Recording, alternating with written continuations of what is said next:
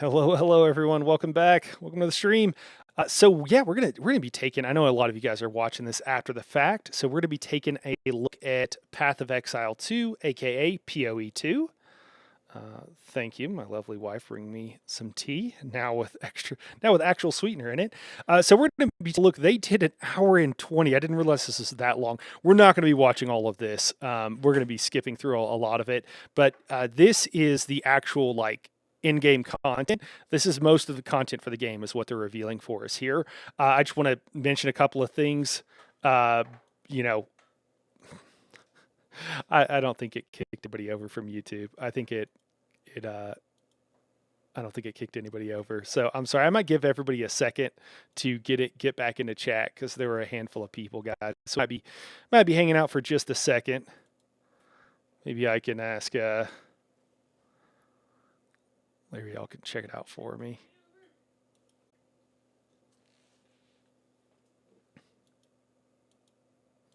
Did it not kick anybody over, Lyriel? Or did it kick you over to the new stream? Okay. Well, bummer. Okay, well we'll give everybody a second to get over here. Yeah, I don't think that's the reason. Well, that's unfortunate.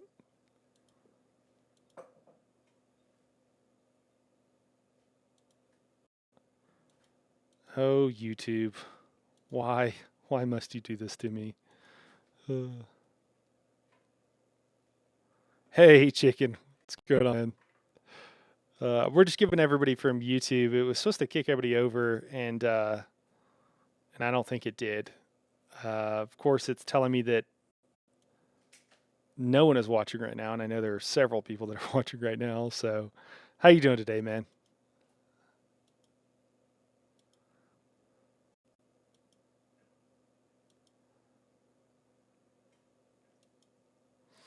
All right, well, we'll just keep going. I know there's going to be people tuning in after the fact. That's when a lot of people watch, and I'm sorry to those who were on the live stream who YouTube didn't kick you over.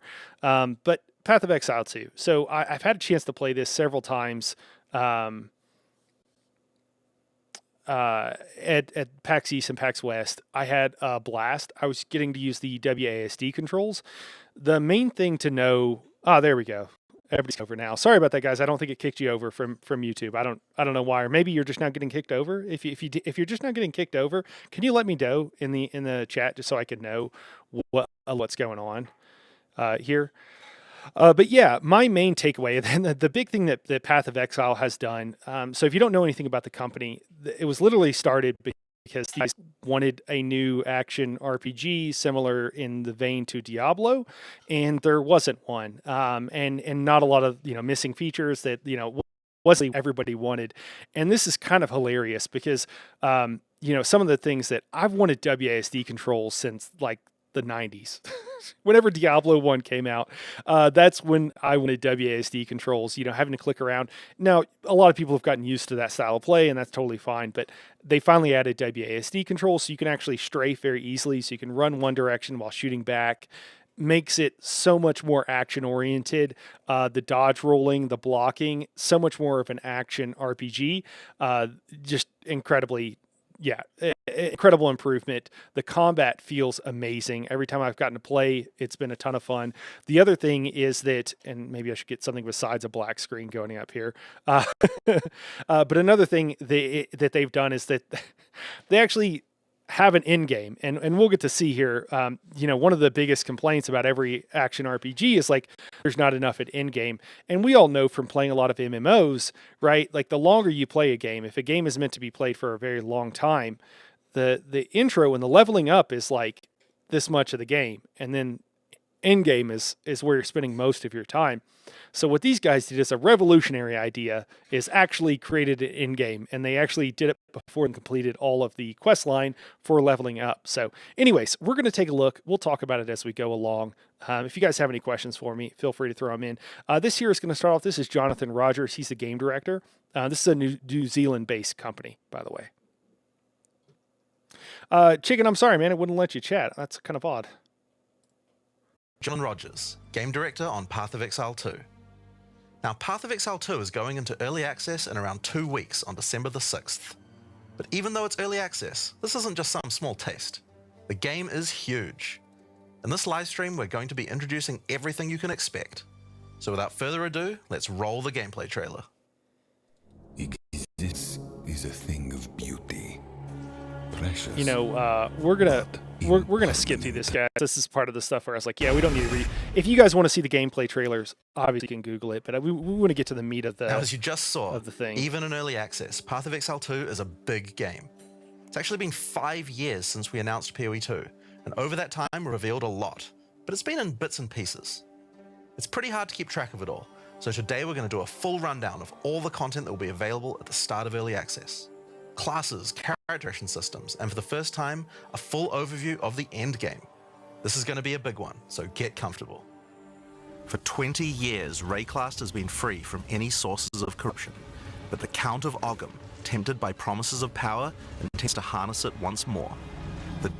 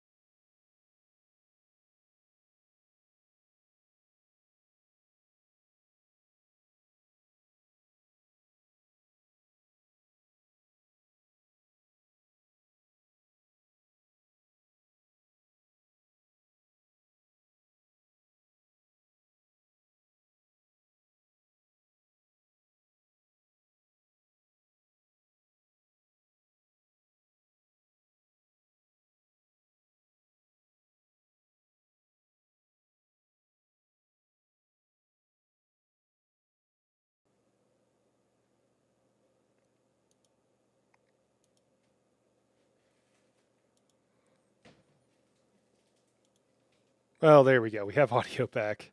Hey, Viper. Sorry about that, man. Thanks for dropping a comment. Thanks for letting me know. I think my computer my streaming computer just freaked out, and OBS crashed, and a couple of other programs crashed. So I think that we're back now. All right. Sorry about that, guys. Jeez. All right, for those of you, I appreciate the hardcore who stuck it out, who bared with me through this. Those who left, I don't blame you. All right, let's get back into this.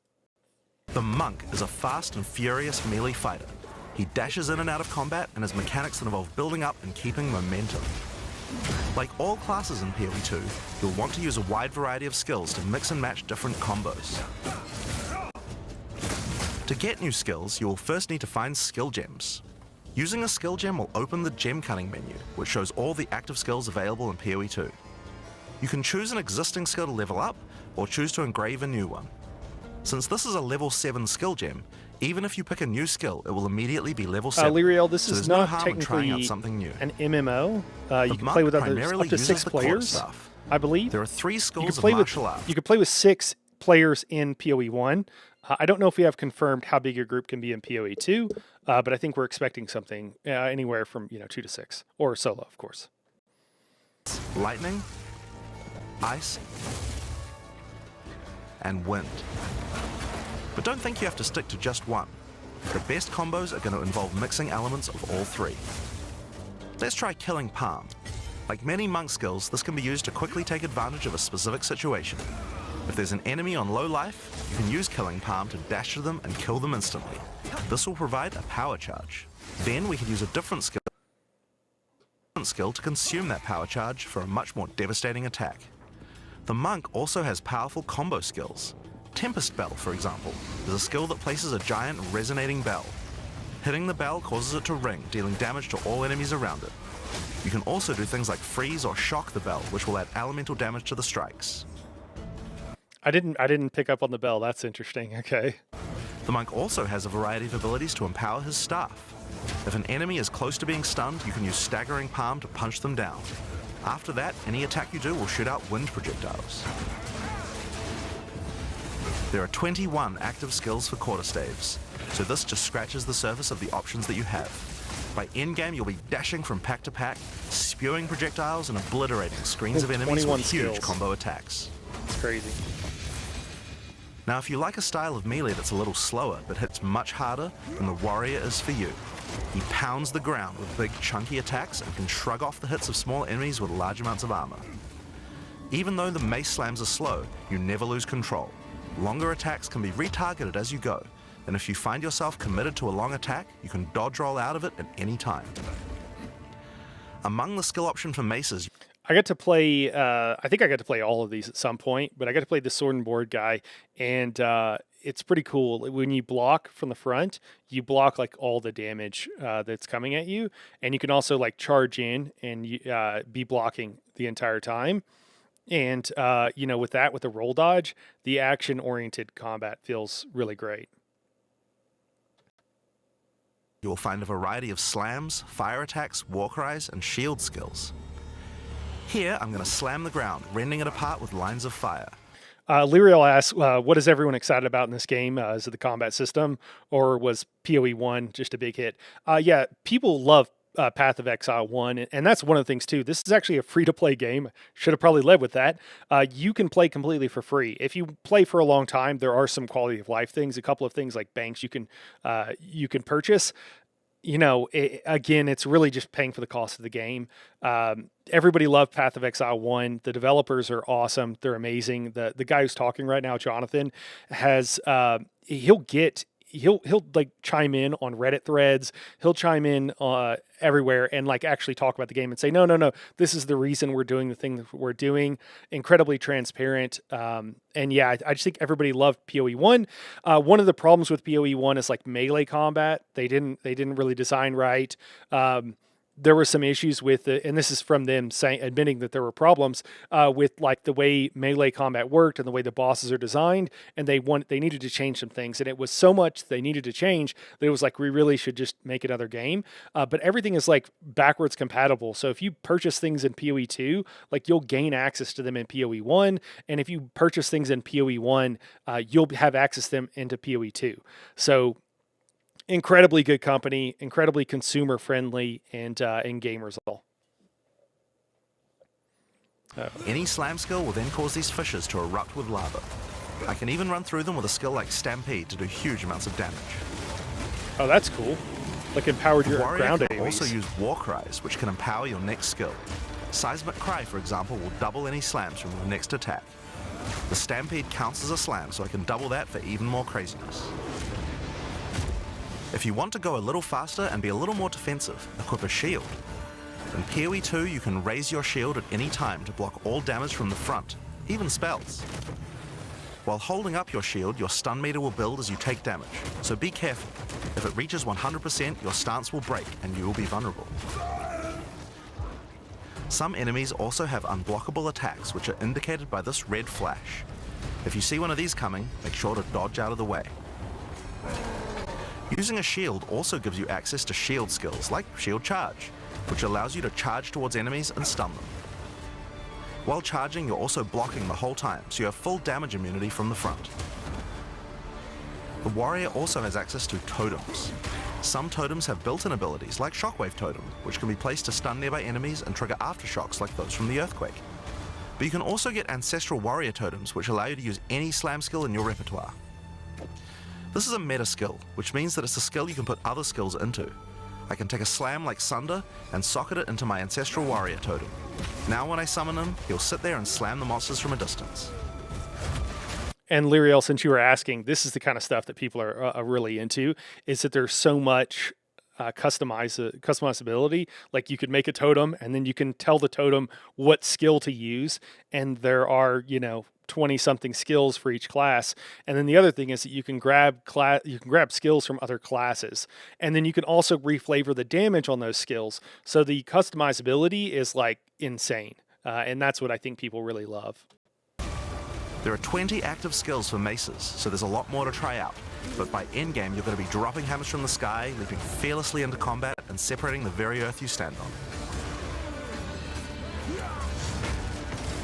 Time for some ranged attacks. The ranger is primarily about the bow, but we wanted to make sure that she feels agile as well. In PoE 2, you can shoot while moving.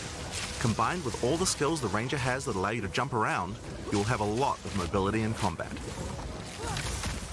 These little creatures just look amazing. The artwork here is really cool. Bow skills have a variety of lightning, poison, ice, and physical attacks. Lightning attacks bounce around between targets. You can also stick This dude's just wielding a pillar that he picked up. I love it. lightning arrows in the ground which explode when hit by the bouncers, or electrocute enemies to take them out of combat. Ice attacks allow you to slow and freeze enemies to keep them away from you.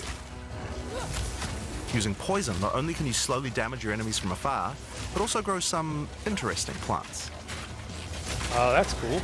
With 21 bow skills and all the mobility and combo tools the ranger has, you can take advantage of every situation. By endgame, you'll be creating hundreds of arrows, be they falling from the sky, bouncing around between enemies, or spraying out of tornadoes. You might have noticed in the bottom left of the screen that the flask slots look a little different.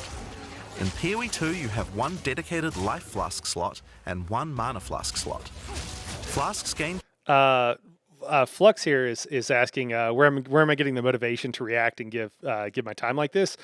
Flux, I plan on like no lifing it when this game comes out because I've enjoyed playing it.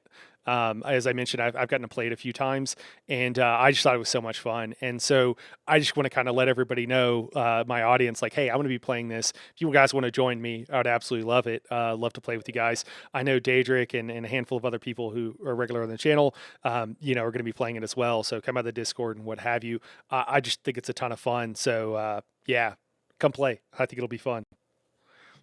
charges as you kill enemies, and typically allow you to heal 6 or 7 times if they're full.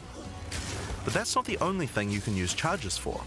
Charms are a new item type that will automatically defend you from various debuffs or damage types. Having trouble with getting frozen? Equip a Thawing Charm. When it's fully charged, it will make you immune to freeze for 3 seconds if you get frozen. To recharge them, just kill more monsters.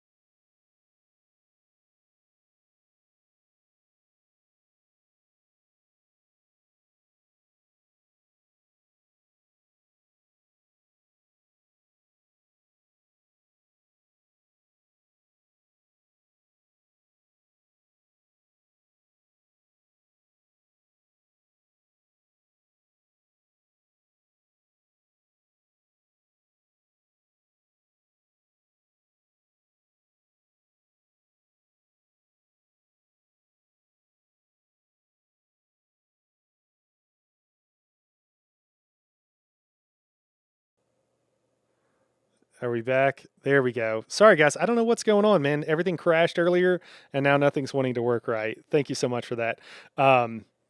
Yeah, the what I was saying is that the crossbow in this is just going to be the worst video of this live stream. I'm sorry, guys. The crossbow, like, it's basically a gun. It's just called a crossbow. I don't know. That's at least my takeaway. That's what it felt like playing it. And then you throw out those like basically grenades or whatever are pretty fun as well. And you can do all kinds of modifications. So to give you an idea for those who don't know, I haven't actually played Path of Exile 1. So I'm kind of, my whole point is like, I want to go into this kind of fresh, but I have played 2 a little bit, and like you can duplicate where, you know, certain skills, like you throw out your grenades, like they'll explode twice and do other crazy things. And that's just the kind of fun ideas and like different ways of playing you can do with this. Likes to play says, I've been toying around the idea of completely swapping genres of my usual stuff that I play to this game upon release, but hesitate as it looks really complicated. Yeah, that's one of the things is really people really complain about in Path of Exile 1 is like, it's incredibly complicated, and then it was a lot harder to respec.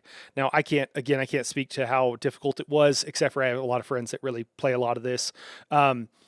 The difficulty to respec has been toned down, and they still want you to make a choice and not be able to instantly go back on it. So they want your choices to be meaningful, but they have made a lot of things a lot easier. The other thing is about the gear grind is that there's a lot of different, we'll see later on in the video, I think, but there's a lot of different things where you can control the RNG. And it's like, okay, well, if I go run this, you know, this in-game content, I can get items that will allow me to control the RNG, at least to some extent. And that makes the grind not like, oh, I'm just running the same content over and over again, hoping for that God, you know, tier drop of the thing I want. It's like, no, you can run content a decent number of times and then be able to just control what you're getting with a particular item. And to me, that feels a lot more fun. I mean, we'll have to see actually playing, but one of the things for anybody who is interested, you know, I love doing guides. That's one of the reasons I'm so interested. So I'll absolutely be doing guides on this. Obviously, there's some other people that have already been doing guides, and they'll be doing them as well. So they'll have other things up, you know, beforehand. But, you know, one of my friends told me when I was thinking about joining PoE 1, he was like, yeah, first thing to do is go look up a guide, because if you made the wrong choices, it was so hard to respec and stuff like that. They're a lot more forgiving with that stuff now. But hey, Mel, what's going on? All right, we'll get back into it. Been playing ESO for 9 years off and on, and then Call of Duty, Destiny, and Dying Light 1 and 2. Yeah, I mean it. You know, I don't know what's perfect for everybody, but I think for me, I'm gonna absolutely love PoE, and I'm gonna be playing a ton of it. So Use Glacial Bolt to create walls of ice to separate enemies, then switch to fragmentation rounds to explode the ice, dealing massive AoE damage. If I come across an armored enemy, I could use armor-piercing rounds to break their armor, and then high-velocity rounds to take them down. Or perhaps I could fire a gas grenade to poison enemies before detonating the cloud with an explosive shot for massive damage. If you want to call in some suppressing fire, you can summon artillery ballistas. These have a minimum range, so you'll want to prepare your position carefully before moving in. There are 22 active skills for crossbows. By endgame, you'll be calling destruction down from the sky as you litter the battlefield with grenades and pepper your enemies with your automatic shotgun.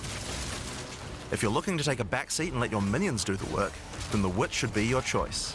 She can call forth hordes of undead monsters to fight for her, while casting powerful chaos spells that debilitate her enemies. Occult skills are some of the most varied in the game, with skeletons, noxious spells, specialty minions, curses, and sacrificial magic. Before we talk about minions, we'll have to talk about a new resource in Path of Exile 2 called Spirit. This is a spirit gem, which allows you to pick from a range of persistent skills.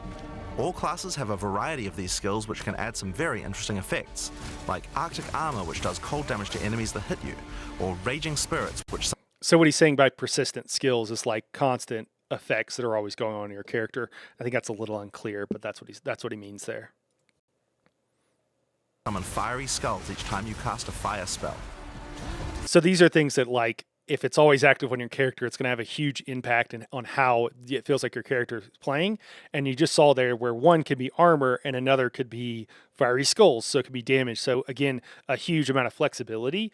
And you can also, like, it's a little bit of choose your own difficulty. If you want to go full damage and just try to nuke everything, you can do that. But if you want to play a little bit more defensively, you can also do that. For the Witch, though, we'll want to be using our Spirit to create permanent minions. These minions will be revived automatically when they die, so you don't have to worry about resummoning them all the time. What are these guys doing? They're running Here, around I'm with using the bombs or skill something? screen to allocate which minions I would like in my horde. You can see the Spirit Okay, that's cool. We got Skeletal Arsonist. That's the dude running around with a bomb. Okay. cost of each one. Skeletal Warriors are cheap, but weak, useful for tanking damage and distracting enemies. But I want more heavy hitters in my army, so I'm going to unsummon some warriors and instead add Skeletal Arsonists. Permanent minions come with special active abilities called command skills. You can order these guys to detonate your own minions for even more damage and area of effect. If you want a bigger army, you'll need a Scepter. This new weapon type is imbued with even more spirit, allowing you to summon even more friends. And if you want an even bigger army than that, you can take advantage of corpses to summon true hordes of minions. But what can a witch do while her army is at work? Well, she has a range of chaos spells to spread disease amongst your enemies, or bone skills to impale them. Or, you know, you could curse them to make them weaker so your horde can take them down. There are 25 active occult skills. By the endgame, you will be the leader of a fearsome army of the dead, consuming everything in its path. Yeah, Lyriel, are you interested in playing a Necromancer so you can summon friends? I mean, they're a little dark, but maybe we can get some reflavoring on some of them. I'm sorry. I dabbed in Diablo 4 and PoE 1. Actually, really enjoyed them, but got overwhelmed and just stopped. And I'm ready to no life this game. If it's a fresh start and everyone in the same boat, yeah, for sure. And you know that's that's what we do in the Discord, man. With ESO. I mean, hopefully you know that, right? If you're tuning in from YouTube, you know. So we'll be there to help you. I know Daedric's gonna be playing a ton. What class am I starting out as? Oh man, that's tough. I think that the class I want is not going to be released on the early access. I really want to do like double two-handed weapons. I think that'll be really fun, and there's some interesting play styles with that. So I forgot what the class is even called. We'll get there in a second, I guess.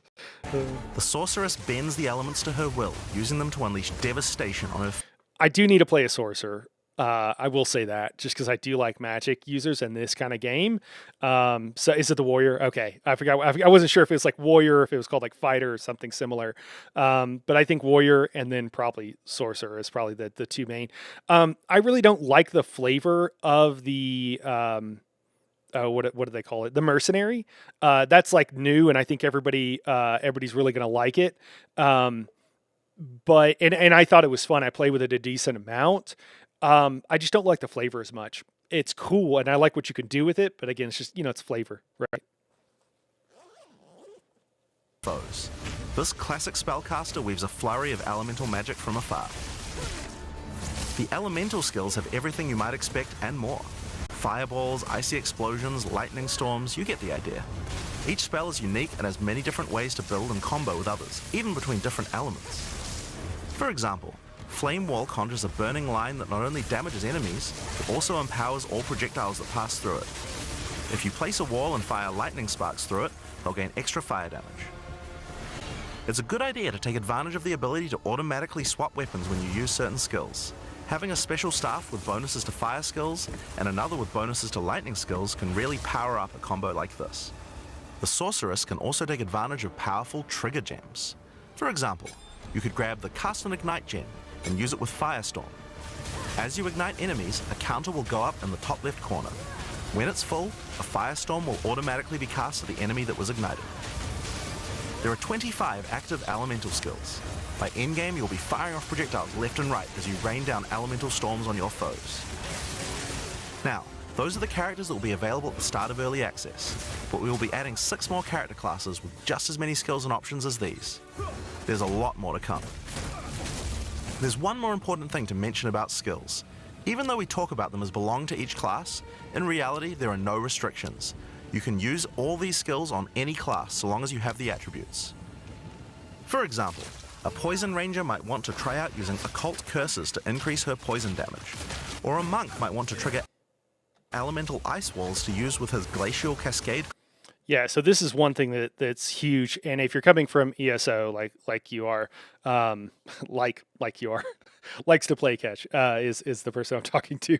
For anybody confused who's not watching this live, the being able to grab like skills from other skill trees, it really is the like play the way you want, and the sheer number of combinations on this is just it's insane, and I think it's going to make for some really cool play styles and where you can just like figure out something that you like and you want to play.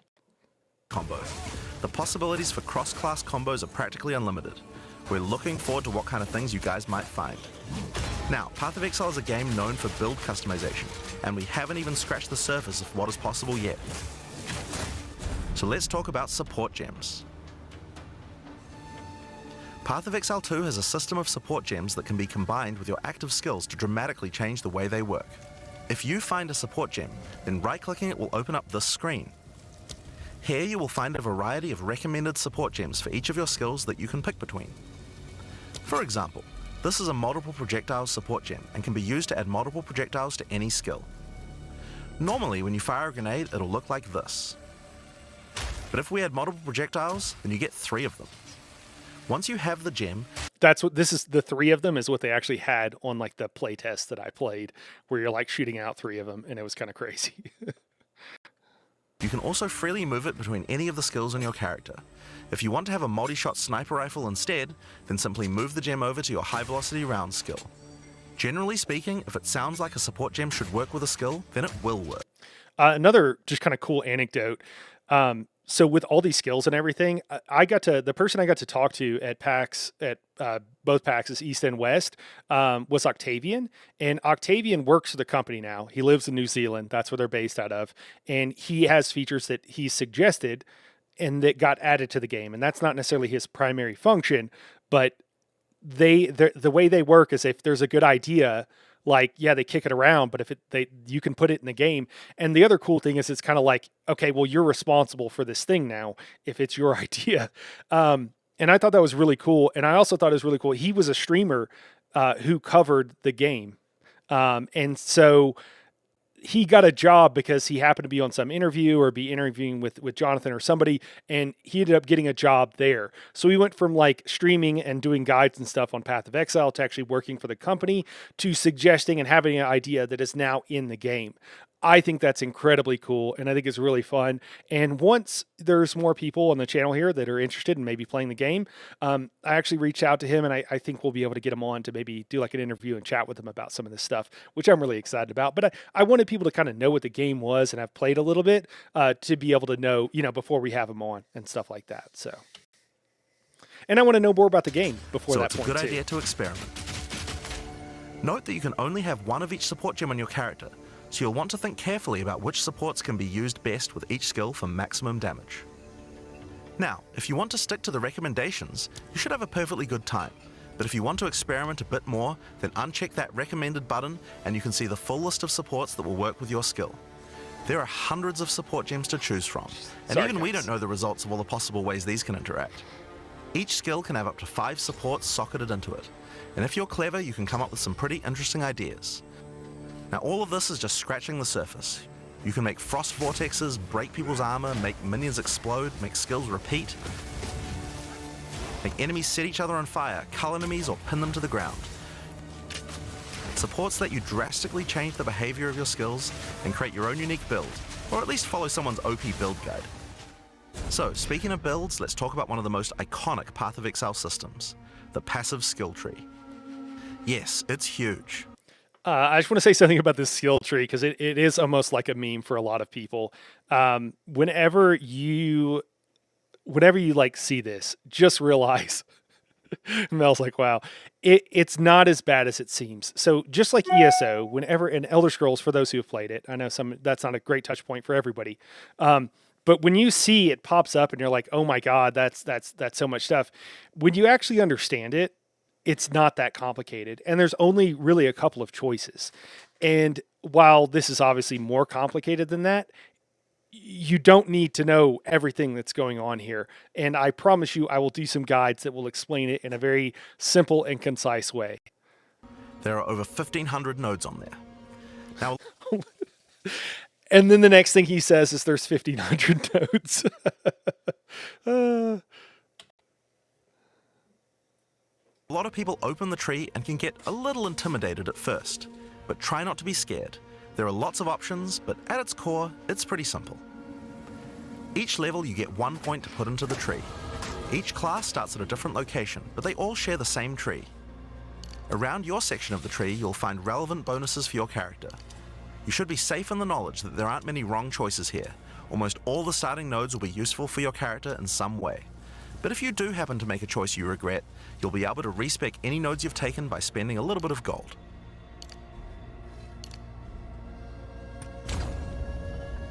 Now, the tree is generally divided up into clusters which have similar themes. In each cluster you will find small nodes that give simple bonuses like increased damage, but the real power comes from notables. So what he's explaining here is that he's explaining how it's simplified, and he's explaining good game design. Okay, so what you want in games, right, generally speaking, is you want the game to feel, so chess, for example, right? Chess only has a handful of ways you can move each one of the pieces. And it's a little bit confusing at first, but you realize, well, a piece on each side moves the same way, right? And the king and the queen really move the same way, just the queen can move as far as she wants in one direction. And you kind of go, okay, well, it's not really as complicated as you thought. But if you combine those things, you can get a crazy amount of like really interesting, play.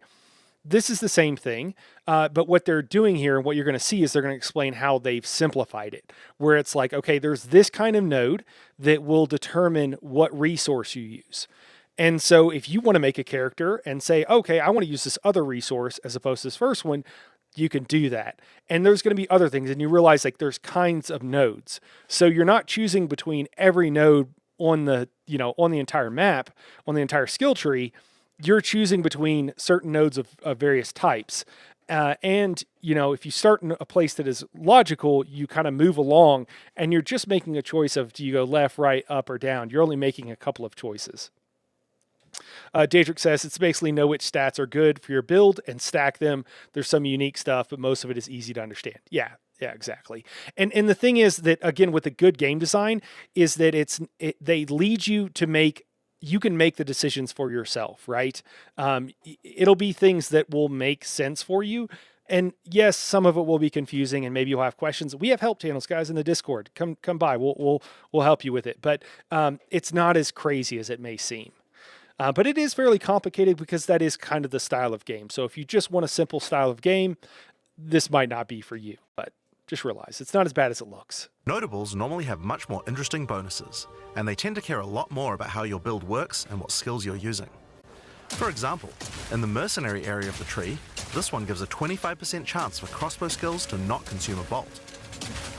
And here's one that gives grenades a chance to blow up a second time. And with this too, like there is a part of this where you're like, hey, I like these grenades. I would like to use them more. Or maybe you're like, I don't like the grenades. I don't want to use them. And you pick the thing that is flavored the way you want. And then there's enough options that you can make that work. Pretty much no matter what it is. Is it going to be necessarily the most optimal thing or whatever? Maybe not, but like you can play with it for a long time and then change it and figure out what works for you. But probably it's going to be just fine because again, it's a PvE game, right? So like, as long as you can beat the mobs, you're good. You're going to be having fun. So this one gives a chance for projectiles to rebound off terrain, as well as giving you some pierce chance to make that more likely. Note that even though this is in the mercenary section, this would work with projectiles from all classes. So there are right. So he's on a ranger here. So that's what he's talking about with all classes. It's kind of confusing because it's still bow, but this is a different class here, by the way. Also, guys, just FYI, I'm looking down over here a lot. For those who are just joining in, my computer freaked out. And I honestly think my streaming computer needs a restart. But I don't want to stop in the middle of the stream, so I'm just trying to keep an eye out to make sure that nothing else stops working on me. Often reasons to go to different areas of the tree. In order to get between these clusters, you will generally have to allocate nodes in the attribute highways.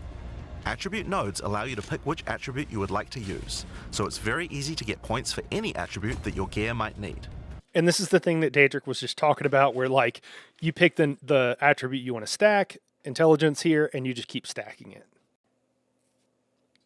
You can change which attribute these nodes give you for half price at the respec vendor.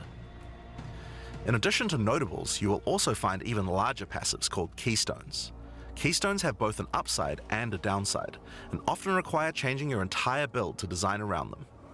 A great example is Giant's Blood, which allows you to wield two-hand weapons in a single hand, but doubles This is what I want. I want Giant's Blood. the attribute requirements of them.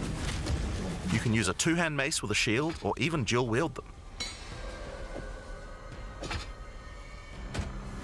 Or how about Mind Over Matter, which makes all damage go to your mana pool first before your life pool, but you lose 50% of your mana regen.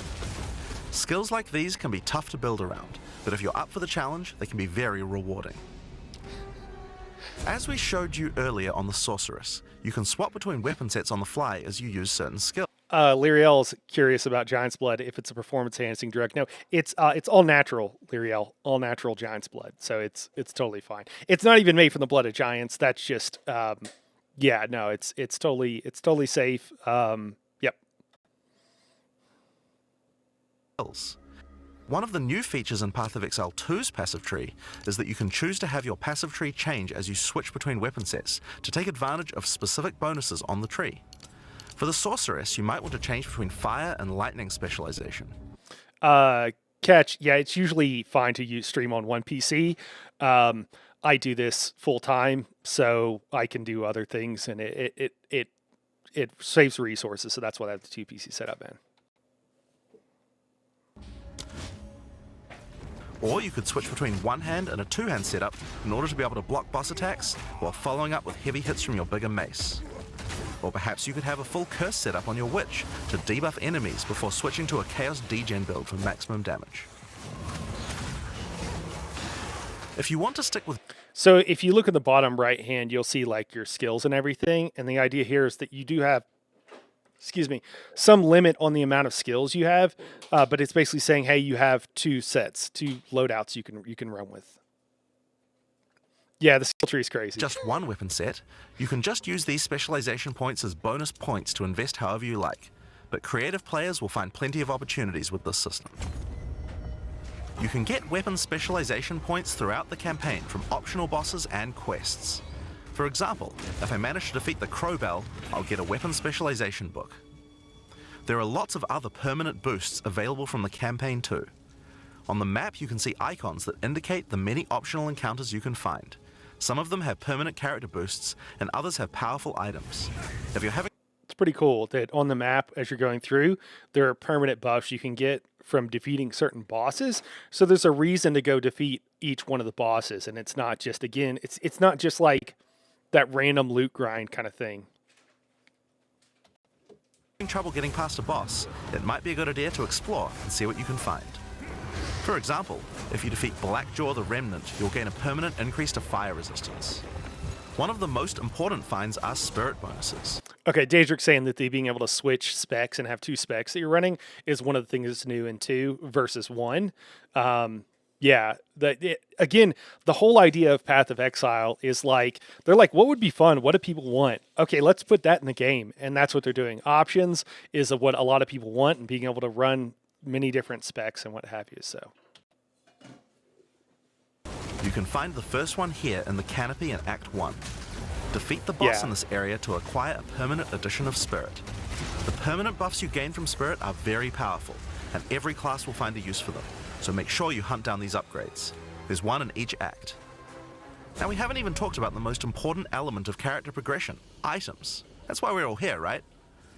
Items in Path of Exile can be broken down into 4 rarity groups: normal, magic, rare, and unique.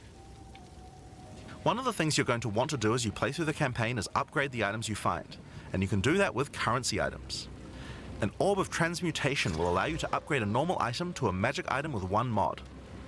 So this is the stuff, these transmutation orbs, these are the currency that we're talking about that you can modify gear, and I think that's the section they're about to get into and talk more about. Robert's asking, does it have raids, dungeons, etc., and a group finder? I'm not sure about group finding, Robert. You can group with up to 6 people, I believe. You could do that in 1. I'm not sure about 2, but you can absolutely group with people. or you can run it solo. And there's just an insane amount. There's like 7 different kinds of in-game activities. So when you're asking about raids and dungeons and stuff like that, think vaguely like those, but there's like 7 different things that have their own feel and own way of playing. And remember, guys, that they're still working on the game, so stuff is still a work in progress. So stuff will change likely before they release. You can then apply an orb of augmentation to add a second mod. Lyriel, I'm sorry, sorry to keep interrupting. Lyriel's asking, curious how it works with solo play versus like damage scaling with in-game and stuff like that. We'll basically we'll see in a minute. But to give you a bit of a since you're asking now, the way it works is like the in-game. Some of it there's a lot of different ways of playing, but like one of the mini modes you can play will throw random creatures at you. And you can choose to have like add traps or add buffs to the monsters or what have you. And as you add those things, your chances of getting better drops go up. So getting these things like these various orbs and what have you, so you can improve your gear. So I think the idea, and I'm not 100% on this, so don't quote me on it, but I think the idea here is that you can choose your difficulty. And if you're running with a group of people, you can add a bunch of difficulty, and you can also go further to where like more and more mobs are spawning, and you can kind of work together to complete things, and you'll get more loot. The other thing is that things aren't bound, so you can trade them with other people. So if you're in a group with somebody, you can all kind of work together to help gear people out and get people gear and what have you, and then trade depending on what everybody gets, so that, in theory, you could run with a couple of friends who are more experienced and help catch them up if they were behind you on gear and stuff like that. But the various, we'll see. Again, there's a ton about in-game, the 7 different kinds of in-game you can do, and we'll see more about it there. But there's a lot of options. There's a lot of things here. So December 6th is early access, and it does cost. If you just want to play the game on December 6th, it'll be $30. The game itself is free to play and has been free to play. So Path of Exile 1 is free to play. Sorry, I feel like I'm yelling into this mic. I'm so excited. I might be peeking it out. I apologize. But yeah, it's free to play. So if you want to wait, I'm definitely buying into the early access. And I think they'll show us some of the stuff that they have. The stuff that you buy is almost all cosmetics, except for, you see here on the screen that says stash. You can buy like more bank space. I honestly think that like if you play the game a lot, you'll want that. And it's kind of a way of like, hey guys, if you're playing the game for, 100 hours, maybe give us some money, which I think is a really reasonable thing. They actually at one point were a little bit strapped for cash, and they're like, hey guys, like we need to generate some revenue. And people paid in because this is the kind of game company that you want to give money to. This is the kind of game company that you're like, I would love to give these guys more money. I mean, if you think about it, for like ESO in a year, I'm trying to think what I spend, but a couple hundred at least. I would love to give these guys a couple $100 a year so that they could make more cool stuff. I would absolutely love that. Sounds fine on YouTube, but it's loud in the room. Sorry, L'Ariel. Oh man. That's way better than Ashes of Creation for $100. Yeah, 100%. Yeah, totally. And yeah, we'll look at some of the monetization stuff a little bit later. Then use a Regal Orb to add a third mod and upgrade it to yeah, and there's no power boost. Just to be clear, you do buy bank space. Again, I think that is like, hey, you need to pay us like something if you're going to play this game for hours and hours and have a bunch of availability or what have you. You could not do that. Which is also cool, but they have some reason. It's very reasonable, all the monetization. I've seen this recently with Helldivers. I know it's a totally different style of game, but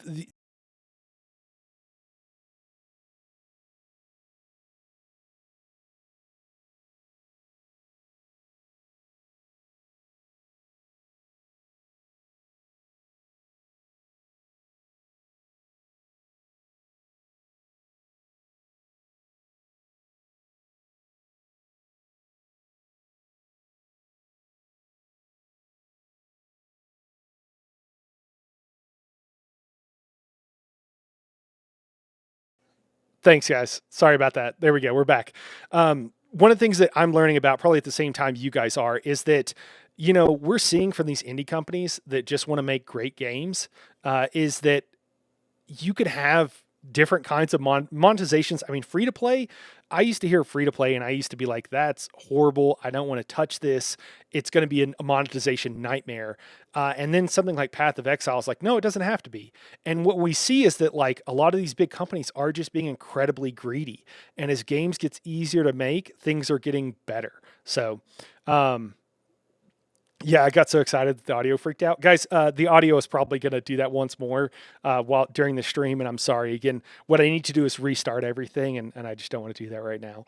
The early access key gives you the equivalent of in-game currency, MTX currency, so it ends up being good value if you were going to buy the exchange in-game currency anyways. Yeah, that's a great point that Daedric has there. And you can use it to buy like the stash, right? Like buy more bank space and stuff later on. So yeah, absolutely. Rare. Finally, you can use some Exalted Orbs to add more mods to your rare to a total of 6 mods. One of the things I think is really important is to make these options available to use as you play. All the items that add mods are much more common than they were in Path of Exile 1, so that you can use them throughout your campaign playthrough. We want you to find things on the ground that can be crafted into upgrades much more frequently. So what he's saying is you find a good weapon that you like and that has some things you like, and then you can customize it without having to worry about total RNG so that you can really control the build that you're making. As well as making the drop rates on these items much more common, you can also get them by disenchanting unwanted gear at the magic item vendor. If you disenchant magic items, you can build up to an Orb of Transmutation, and by disenchanting rares, you can build up to Regal Orbs. Another important area of crafting items in PoE 2 is sockets. Some items you find will have sockets that can have Ezomite runes placed in them that add more mods to the item. If I insert this Glacial rune into my helmet, it will give extra cold resistance. This is a great way to solve problems that you have with your build, like resistances or damage. If you find socketed items that you don't have a use for, you can take them to the salvage bench in town to work towards an Artificer's Orb. This will allow you to add sockets to your existing items. Body armors and two-hand weapons can have up to 2 sockets, while the rest of your armor and one-hand weapons can only have 1. So this is why I want to do the Giant's Blood, because I want to have 2 two-handed weapons with 2 sockets on them, just because I think it'd be fun. 1 socket. You can also salvage items with quality to create items like armor scraps or whetstones. These will allow you to increase the quality of your items for an up to 20% boost. If you don't want to disenchant or salvage your items, you can always sell them for gold. Gold can be used to buy items from vendors, and we've tried to do a lot to make sure that the items they have for sale are actually useful. Every time you level up, they get more stock, so make sure to check back often. Other vendors offer a gamble. Pay a flat amount of gold and you'll get a random item of a specific type. This could be a great way to improve your gear, if you're lucky. Gold is also used to respec your passive skills. Take advantage of this system to experiment with your tree and rework it as required. The other thing you might want to use gold for is the currency exchange. This allows you to exchange currency items with other players on an open market, in exchange for a small gold fee. Now, all items in Path of Exile are freely tradable. We never bind anything to your character, except... I just want to pause it here to show you something. So if you're looking at the stats on this is a quarterstaff, for example. What we were talking about earlier, so on monks, for example, if you get a critical, you can have an ability that will send out a wave of energy. And so on monks, and if you're running a spec that leans into that, you run a bunch of critical because you want to be scoring them constantly. So that's the kind of thing where, like, yes, there's a whole bunch of options, but if you pick a thing and you're like, oh, I like this, you can just lean into it, and it kind of simplifies everything for you, and you're not looking at every single thing in the game on the tree. It really narrows it down for you, so it's not as much, and you might be playing on another class where critical isn't as important to you, and you're trying to focus on something else. Gold. Now, most gear in Path of Exile 2 is randomly generated, but there's another type that isn't: uniques.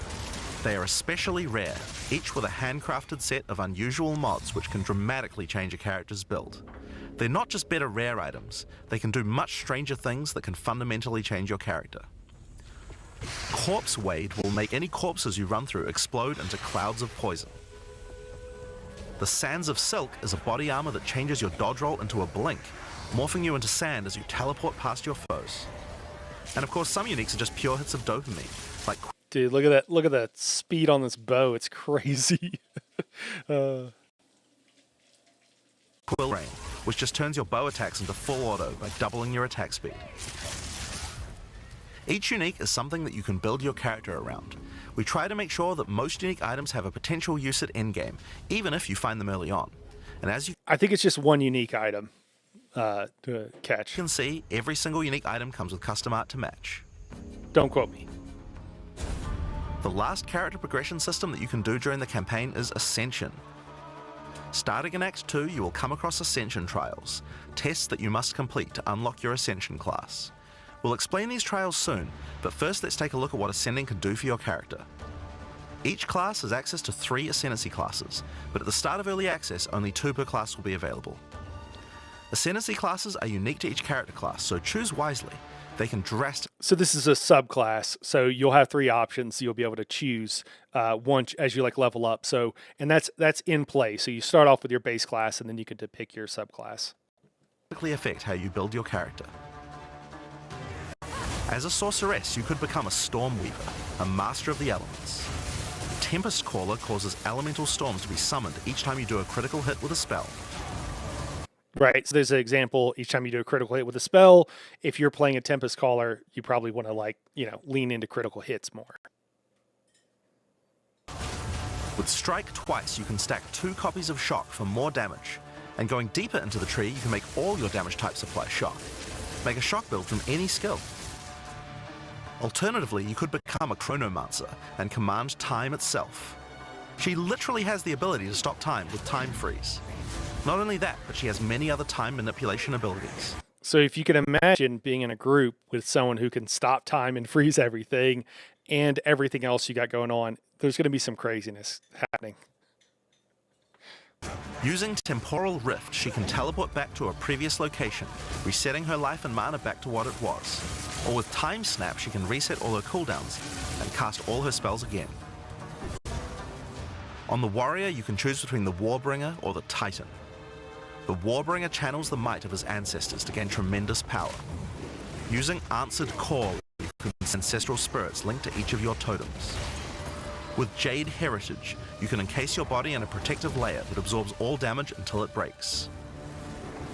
Warcaller's Bellow allows you to explode the corpses of your enemies. And with Great Wolf's Howl, you can ignore the cooldowns of your war cries. Let all that anger out. The Titan class is all about hitting big. With Earthbreaker, every slam is a chance to create an aftershock. With Crushing Impacts, every hit becomes a crushing blow, which will allow you to Foul. Yeah, I think it is great for hardcore players, absolutely. And I think they're trying to focus because they have a lot of hardcore players. But I still think I just want to emphasize that I still think it's going to be fun even for a casual player. My take, just jumping in, having never played, jumping in and playing PoE 2 was at PAX was a ton of fun.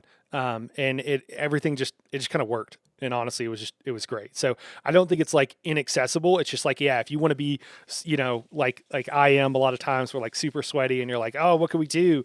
Can we get 2 people and just go nuts? Yeah, you can do that and make builds that'll work together, and you can do really cool stuff like that. stun your enemies with ease. With Surprising Strength, you can take advantage of stunned enemies to deal 40% more damage. As a ranger, you might choose to be a Deadeye, an expert markswoman who can take down foes with style. With Endless Munitions, every attack gains an extra projectile. With Gathering Winds, she gains a small increase to movement speed with every attack. Careful, she loses them when getting hit. Okay, so you gotta not With the big Eyes, she hit, will that's never cool. miss, allowing you to stop wasting all those passive points on accuracy. Alternatively, you could become a Pathfinder, the master of flasks and poison. She can choose from one of several throwable concoctions, allowing her to spend her flask charges to throw explosive bottles that deal various types of damage. A bleeding concoction will make your enemies bleed, while a fulminating one can shock your enemies, allowing you to do extra damage. Contagious Contamination allows her to spread poisons between her foes, while Overwhelming Toxicity doubles the number of stacks they can be infected by. Running Assault allows her to move much more quickly while firing, while Relentless Pursuit makes her totally immune to being slowed by enemies. The Witch can ascend into the Infernalist or the Blood Mage. As an Infernalist, she can summon a loyal Hellhound companion. The Hellhound sets enemies on fire, as well as taking a percentage of the damage if the Infernalist gets hit. With Pyromantic Pact, you can turn your mana into Infernal Flame. As you cast more spells, the flame builds up, and if it overflows, you'll take damage. Using Bringer of Flame, you'll want to make sure you keep the flames topped up. While your Infernal Flame is above 30%, all damage from you and your minions will ignite enemies. She can also transform into a literal demon. While in demon form, she takes an increasing amount of damage, but her cast speed and damage increase rapidly as well. So if you're planning on transforming into a demon, make sure you stack a lot of life recovery. She can also become a Blood Mage, a master of life and energy. All Blood Mages must pay the price of making skills cost life as well as mana, but in exchange, every monster they kill will drop life remnants, which allow them to quickly gain back that life. Those little red things, the little red balls here that they're grabbing as they kind of walk around, that's getting your life back. Mel was asking if you watch Dimension 20. With Crimson Power, she can gain large amounts of extra life, and with Vitality Siphon, she can use her spells to leech life back as well. Once you've got a significant amount of life, you can use Gore Spike to make your critical hits deal incredible amounts of damage. A monk who is in tune with the elements might become an Invoker. With Elemental Expression, the Invoker will create waves of elemental power each time he does a critical strike. With Faith as a choice, you gain the ability to meditate, allowing you to double your energy shield. Choose between I am the Blizzard or I am the Thunder to specialize in cold or lightning. And I Shall Rage will allow you to turn into an unbound avatar. Each time you apply a status ailment to an enemy, you gain Unbound Fury. When you have enough, transform into an avatar to deal way more damage and inflict even more elemental ailments. Some monks choose to reach into the darkness instead. The Acolyte of Chayul can exchange their mastery of spirit for darkness, a resource that can be utilized to both absorb and deal damage. The Shroud of Darkness will protect you from all damage incoming, but if you grasp of the Void, you will deal extra chaos damage from all the darkness you have. Their Dark Pact offers greatly increased resistances to chaos damage and can allow their mana leech to not only happen instantly, but apply to their energy shield as well. Another node you can take is Waking Dream, which allows you to see into the domain of the Breach Demons. There you will see the Flames of Chayula that can be taken to gain life, mana, and damage. The Mercenary has a job to do, but which job suits you? You might choose to become a Witch Hunter. Obsessive Rituals will give you a sorcery ward, allowing you to defend yourself against elemental hits in exchange for less defense against attacks.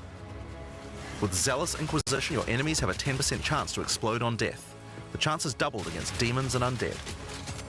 With Judge, Jury, and Executioner, your initial hit against enemies can deal up to 30% of their life and damage, if you're lucky. This is great for hunting powerful bosses. And with Witchbane, you can break your enemy's concentration, preventing them from casting spells as often as they would usually do. You could also choose to become a Gemling Legionnaire, enhancing your abilities by embedding gems directly in your flesh. Integrated Efficiency will give you extra skill slots. Thermatological Infusion gives you extra maximum resistances as you sock up more and more support gems.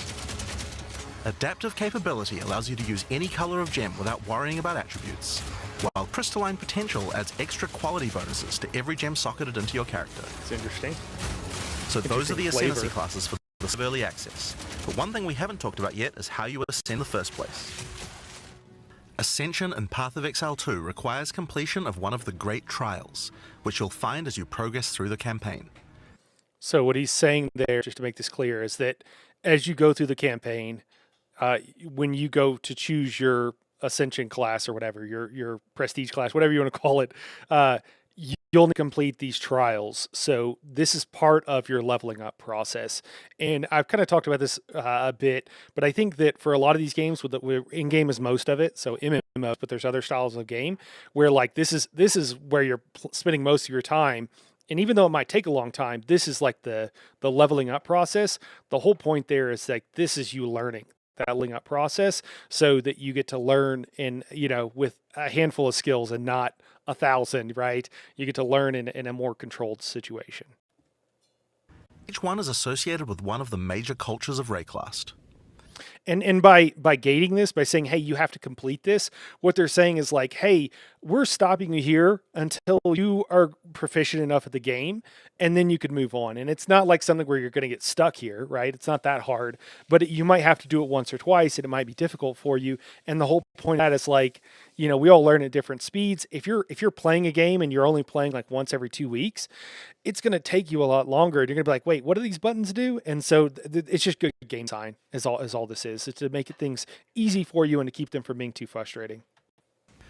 Located in the Vasteri Plains are the Maraketh, a culture of rich tales and brutal traditions who must do whatever it takes to survive in the desert. The highest position in Maraketh culture is a Sekima, and it is not a title given freely. All aspirants must complete the Trial of the Sekimas, a grueling gauntlet that will test their strength, will, cunning, and patience. To enter, a warrior of the Maraketh must prove their worth by trapping the soul of a djinn in a coin, and you are no different. Once you have earned your coin, it may be placed on the relic altar to begin the trial.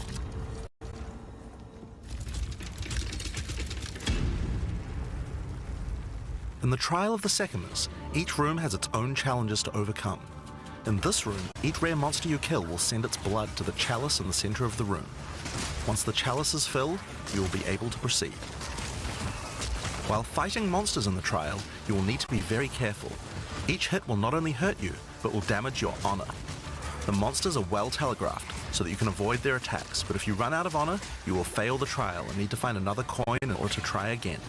Okay, so again, just to make this really clear, guys, because I think this is important. What he's saying here is that, okay, this is a trial to gain your Ascension class, and when you go in here, they make sure that everything's really well telegraphed, and then, but if you are hit, it'll debuff you, and if you get hit too many times, you're gonna die, and you're not gonna be able to complete it.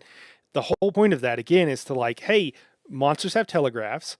We want you to understand what they are and know them well enough that you can complete this before moving you on to the next. So part of this is like the tutorial for the game. You've been playing the game for a long time, and a proper tutorial doesn't feel like a tutorial. It's just part of the game. So that's the whole purpose of this. Excellent game design, excellent onboarding for players to make them like, you get in, you can play, you're not immediately in a tutorial, but they're continually, tutorial features in the game.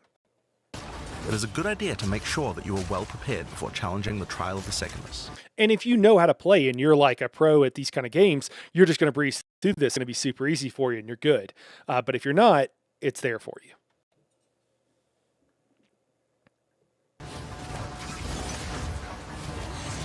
At each room you will be rewarded. In this case, you have been given a key that can be used to unlock chests later in the trial. Once you have claimed your reward, you will be shown a map of the rest of the floor and may choose how you wish to proceed. Which challenges would you like to face, and which rewards do you want to claim? Some rooms are more dangerous, afflicting you with debuffs that will persist for the entire trial. For example, entering this room will afflict you with Spiked Shell that will cause all monsters in the rest of the trial to have 50% increased life. Jeez. You will want to take care to choose such a path.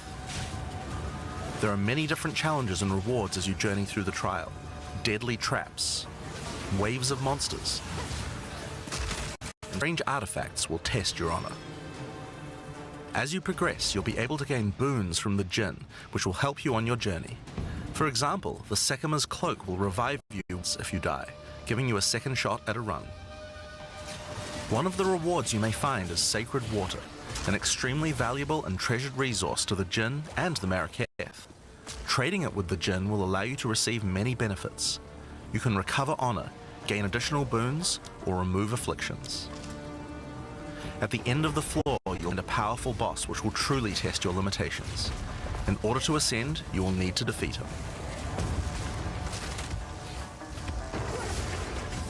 This artwork looks great. I don't know what you guys think of this, but I think it looks awesome.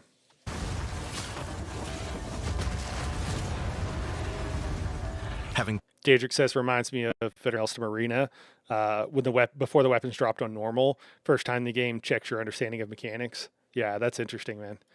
Yeah, I think that happened while I was on a break from ESO because of the colorblind issues I had. defeated the boss, you've earned the right to ascend. But first, the loot. The keys you have found may be used to open the various treasures in the vault at the end of the floor. We only have a single bronze key, so we'll just have to open one of these small chests. If you want to open the better ones, you'll need silver or gold keys. Let's use the Altar of Ascendancy. Your first ascension will allow you to pick your class and grant you 2 points to use in the tree. Now there are more floors and many more rewards that can be found within the Trial of the Sekimas, but we'll save that for the section on the endgame. Okay, so what he's saying here is you can come back and do this. This is part of the end game. And part of the end game is that you can choose which direction you go and what trials you have and what debuffs you're going to have. And so that's the kind of like choose your own difficulty. And then how deep you go and how hard it gets is also the kind of, choose your own difficulty kind of part of this, as well as unlocking more features for your characters and better gear, right? If you do harder things, you get better gear. So the way games kind of should work, right? As well as not being For now, binary. let's talk There's a about lot the of second options. ascendancy trial, the Trial of Chaos. In Path of Exile 2, you can choose whichever trial you like to earn your ascension. Each culture on Rayclast had their own methods to ascend. If the Trial of the Sekimas is not your kind of playstyle, or you're finding it too difficult, you could try another. You can gain all your ascension points from just one, or mix and match them. It's up to you. For early access, we will have 2 trials as options, with a 3rd trial coming later for the full release. While exploring the Vaal jungle, you'll discover the Temple of Chaos. Before the Vaal embraced the science of corruption, their civilization worshipped chaos. This ancient trial was once used by the Vaal to test their high priests. A high priest of the Vaal must show willingness to risk everything to gain power. Entry to the trial requires a token from a strange entity known only as the Trial Master. For those in which he sees potential, he shall inscribe an ultimatum. Many have attempted these trials in search of greatness. Most have perished. Will you be able to defy the odds?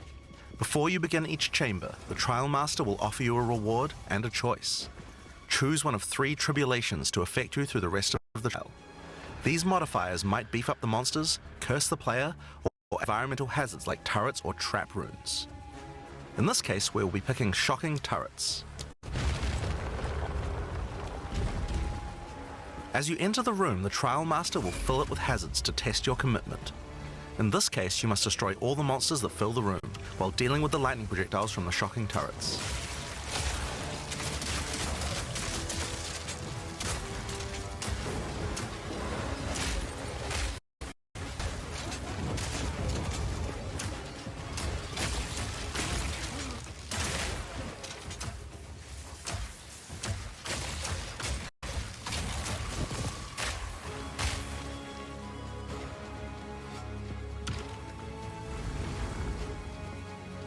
After each room, you will need to make a choice. Take the rewards you have earned so far, or go double or nothing. Increase your rewards, but take on more risk. Each tribulation you add is minor on its own, but they quickly stand on top of each other and can become overwhelming. There are many types of chambers in the trial. Each will test your resolve in different ways. One simply requires you survive for a certain amount of time. Another requires you to escort the stone idol through the level as elevators full of monsters descend to attack you. Should you be able through the first 3 chambers, you will face your first boss. The order of the bosses is random, and combined with the tribulations you have selected, the fight will never feel the same. After defeating the boss, you may claim your rewards. Of course, there are the items, but you also gain the right to ascend. For those who don't know, these features are very like roguelike. You're playing through, you get one-time buffs, and as you go through, and then if you die, everything's reset. So pretty interesting, pretty cool. If you already did the Trial of the Sekimas, then you can claim 2 more points to add to your Ascendancy class. Now, it's possible to go much deeper. There are more bosses, rewards, and risks to take, but we'll talk more about that in the game. So how about we talk about that now? So far, we've only been showing you footage from the campaign, but some people would argue that the end game is where the game truly ends. Something that happens almost every time a new action RPG launches is people saying, there isn't enough in-game content. Okay, did you guys hear what he just said? Every time an action RPG is launched, people say there's not enough in-game content. This is true. And this is one of the things that these cool companies often startups, smaller companies, indie companies, is they're like, yeah, players have been saying the same thing for forever, and nobody's listened to us. I think they're about to tell us they listened. Well, we want to make sure that in PoE 2, people don't feel that way. And we actually only changed our development priority for this recently. The first So they almost made the same mistake that everybody else made. So valid, okay? But they did change, and they did say, hey, we're going to pivot, and we're going to make sure that there actually is enough in-game for people. Wait more. 3 acts of PoE 2 already take around 25 hours to complete if you're a new player. This is already a pretty significant campaign. On the other hand, people spend hundreds of hours in in-game. We realized that finishing the rest of the campaign for early access was actually a bad idea. Instead of having acts 4 to 6 in early access, we could concentrate on in-game and make that great. Players, a 25-hour campaign is already a huge game with lots of content. But for existing action RPG players, what you mostly care about is all the in-game challenges to overcome. So several months ago, entire development team's focus over to making in-game content. At the start of early access, there will be 50 bosses and around 400 monster types. But the great thing is that the rest of the game isn't there. We'll be adding content to roughly double the size of the game during early access and into release. Okay, so the rest of the game is 80% there, and on the full, it'll basically double the amount of content that we have, if I heard that correctly. Now, in order to make the endgame happen at the same character level as what it would be after we added the rest of the acts, we have a difficulty level called Cruel, where you repeat the campaign with all the monsters and bosses leveled up. And of course, new rewards. You can kind of think of it as like a new game plus. It's also faster to get through the content the second time as your clear speed increases. That will take you to around level 65, where the endgame begins. Once we add the remaining 3 acts, we'll be removing Cruel difficulty. Progress straight from the end of Act 6 to endgame. But what is the endgame? To explain that, I'll hand over to Mark. He can tell you all about it. Hi, Game Director on Path of Exile 2. Well, one thing that Path of Exile is known for is having a lot of distinct endgame content to choose between. Endgame mechanic needs to have its own progression system, areas, bosses, rewards, and player power that can only be gained from that content. We are going a lot more over time, but for Path of Exile 2 we decided to start with 7 distinct systems you can progress through. This is the Atlas, and it serves as the core for Path of Exile 2. It's infinite and expands in all directions. Now, we are not going to spoil the plot too much here, but corruption from the beast has blighted the land, and you're about to help fight it. In the center of the Atlas you will find the Ziggurat, a temple in which the Vaal research the fundamentals of space and time. Here we can open portals to nearby and begin cleansing corruption and finding resources. In order to power the portal device, we will need waystones. Each waystone has a tier which will determine the monsters that you will face. To go to an area, simply click one that is adjacent to an area that you have already completed. Insert the waystone and click Traverse. Portal open, allowing you and your party to travel to the area you have selected. I believe this is what's referred to as mapping, for those who don't know it. If you hear that term used, maybe Daedric or someone can confirm for me. All the areas in the endgame feel distinct from the locations in the campaign, and we have dialed the randomization up to 11. The monster packs are totally random, and the combination of them can lead to some very interesting combat situations. There are over 400 monster types in early access, and they have a lot of varied abilities. Depending on which combinations you face, you might find some serious challenges. In order to cleanse the corruption from the area, you will need to defeat all the powerful rare enemies in it. Once you have done that, the area will be This demon creature floating around is your character. This is one of the options you could do. marked as completed, and you will be able to travel past it to the world. If you die, then the map can no longer be run, and you will have to find another way around to get to the areas behind it.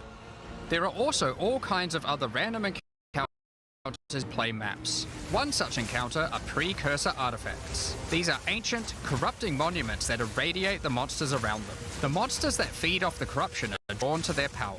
If you defeat the monsters and cleanse the artifact, you will get a powerful temporary buff. Some of the buffs make you faster, others rain lightning or fire around you, and some even give you experience or help you find better items.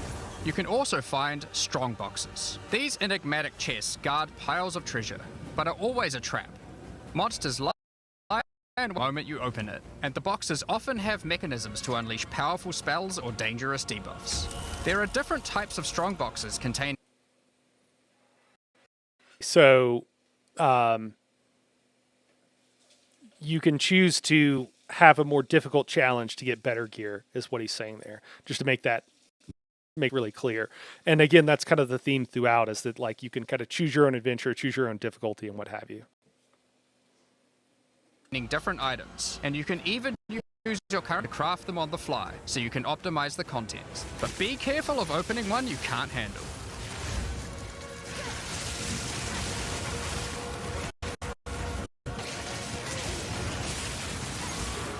Sometimes you'll discover monsters frozen in essences, solidified crystalline corruption.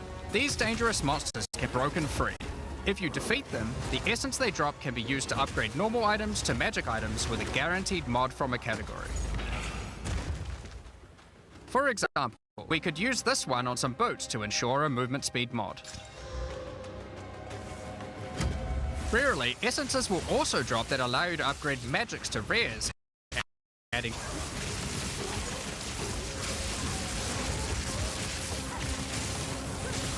I think these kind of features here where you can guarantee to feature your gear, like, you know, the whole just everything being 100% random is so old and so outdated, and I'm so done with it. So thank you, Mel. So I'm just really glad that it's there, and it's like, yeah, it's a feature. It's kind of like the in-game stuff. Players have been wanting this. Like, don't just make it completely random. Like, give me something, you know, different. And yeah, I'm glad it's there. Maybe know that there's some skipping going on, guys. We had this problem the other day. I've got some analytics up, so I'll keep an eye on it and see if it's anything on my end. Right now, I don't think it is. I'm starting to wonder if it's my ISP though, but we'll see what it is. Thank you, Mel. I appreciate that.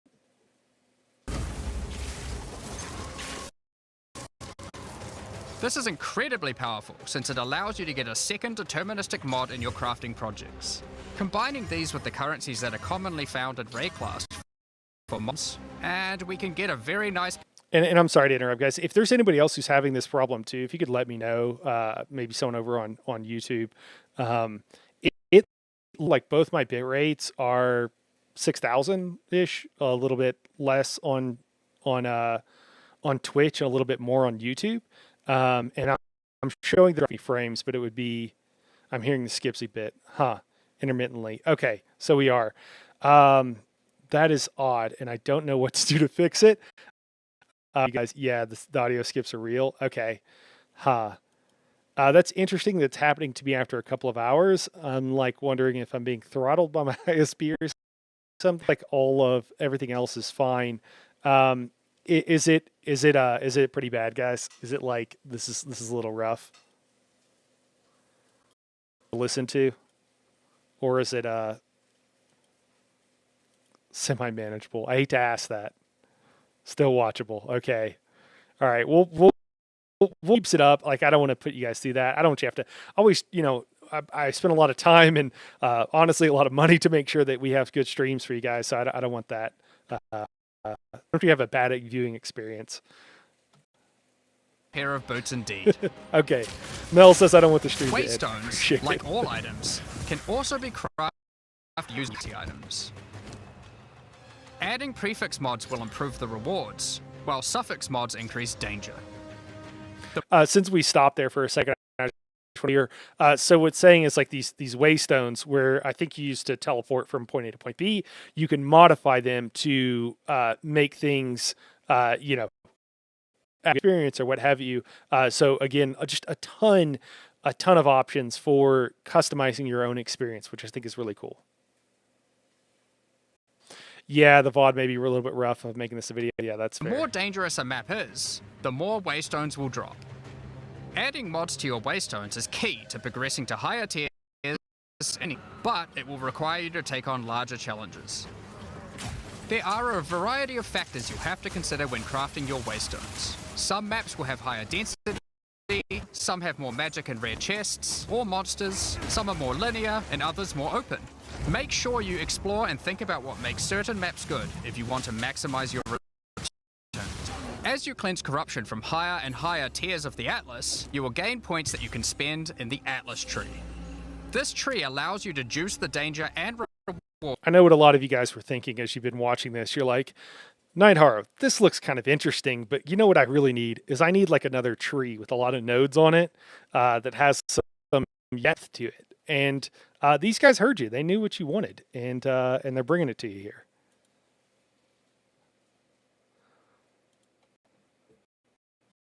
Areas in the endgame. Okay, thanks, guys. You could increase the number of monsters. Yeah, the whole rest of this video is basically what Daedric's saying, which is like, but wait, there's more. There is more. The number of rares, the number of precursor artifacts or strongboxes, even the quantity of item drops. As you explore the endgame world map, you'll notice various different biomes, from snow-capped mountains to dense jungle valleys. Most maps are restricted to certain biomes. As you explore deeper into the Atlas, there are all sorts of things to discover. These cities are constructed by different peoples of Rayclast and have specific items that can be found there. The marked on the map don't appear to do anything for now. Perhaps you'll work out how to use them later. You might. Okay, so there's some things they're not telling us, which is really cool. And then there's you can go if you're looking for certain items and what have you. I think what they're trying to do is just provide a more of a reason to do this sort of content, to move from point A to point B, to get what have you. I love it. It's great. It's a great reason to want to do this kind of content. Find unique maps like Untainted Paradise, an undisturbed island full of beasts that give an extreme amount of experience. I also just want to tell you guys, right now, OBS is telling me that I'm missing 0 frames out of like 0% out of like a couple of million, and encoding, there's no encoding lag. Everything on my end, for whatever reason, is showing that totally fine. So I'm not sure what it is. I apologize. You may even find a lonely man just enjoying his retirement who will give you a unique item for free. In addition, you can find special areas that would make a good spot to set up camp. Clear these areas of their hostile inhabitants, and you'll be able to create your own hideout. You can decorate your hideout as you see fit, and invite various NPCs to join you there to create your own housing? I mean, you can decorate your hideout how you see fit. That'd be really cool. I wonder if there's going to be more with that. Own personal base of Daedric or anybody else, was there housing or anything like that in PoE? I assume there wasn't. I can't imagine there was. operations. A great tool for exploration are mysterious precursor constructs are dotted around the Atlas. Completing the tower will reveal a large area around it, allowing you to scout out your next challenge. Oh, cool. There are things in mind, so keep looking. Some sections of your Atlas are influenced by corruption. This adds extra modifiers to the maps in the region, increasing difficulty and rewards. Here, slaying monsters in close proximity to each other will cause the vestiges of corruption within them to merge together, forming powerful and grotesque abominations. Those are pretty cute. They're like plant-like. I don't think Lyriel would. They're really just plants. I don't know if Lyriel's gonna like that. You may have noticed while looking at the Atlas that some of the areas have these icons above them. The icon indicates that the area contains some kind of special encounter. This icon... Guys, can someone remind me? I think that they have a feature where you can... a lot of cosmetic stuff. Can you change what your minions look like? Is that like a cosmetic option you have? Yeah, there was customizable hideouts. Okay, I can't believe they put that in. It just see like extra feature for them to do that I just didn't think they would have it. But okay, they did have some of it. That's cool. They're usually unique ones in the store packs. Okay. Icon indicates that the area has a powerful boss. Because only 4 maps contain a map boss, we are able to make them very powerful and very rewarding. These bosses come from the campaign, but have had their difficulty increased with changes to AI, some It's worth noting that because you can see where the bosses are, you can choose to take them on or avoid them. If you do choose to hunt bosses though, then you will be rewarded with special points for the hunting section of the Atlas skill tree. The points here will allow you to specialize in boss killing, giving you much greater rewards for defeating them.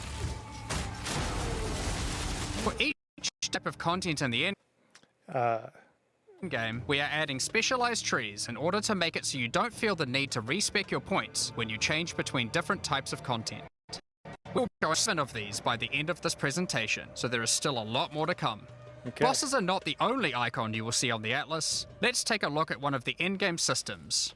Typer, I'm not sure what you're saying, man, but if you want to say more, so I can understand what you mean.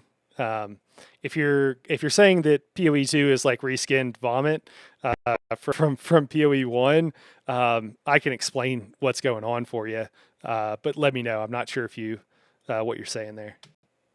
Breach.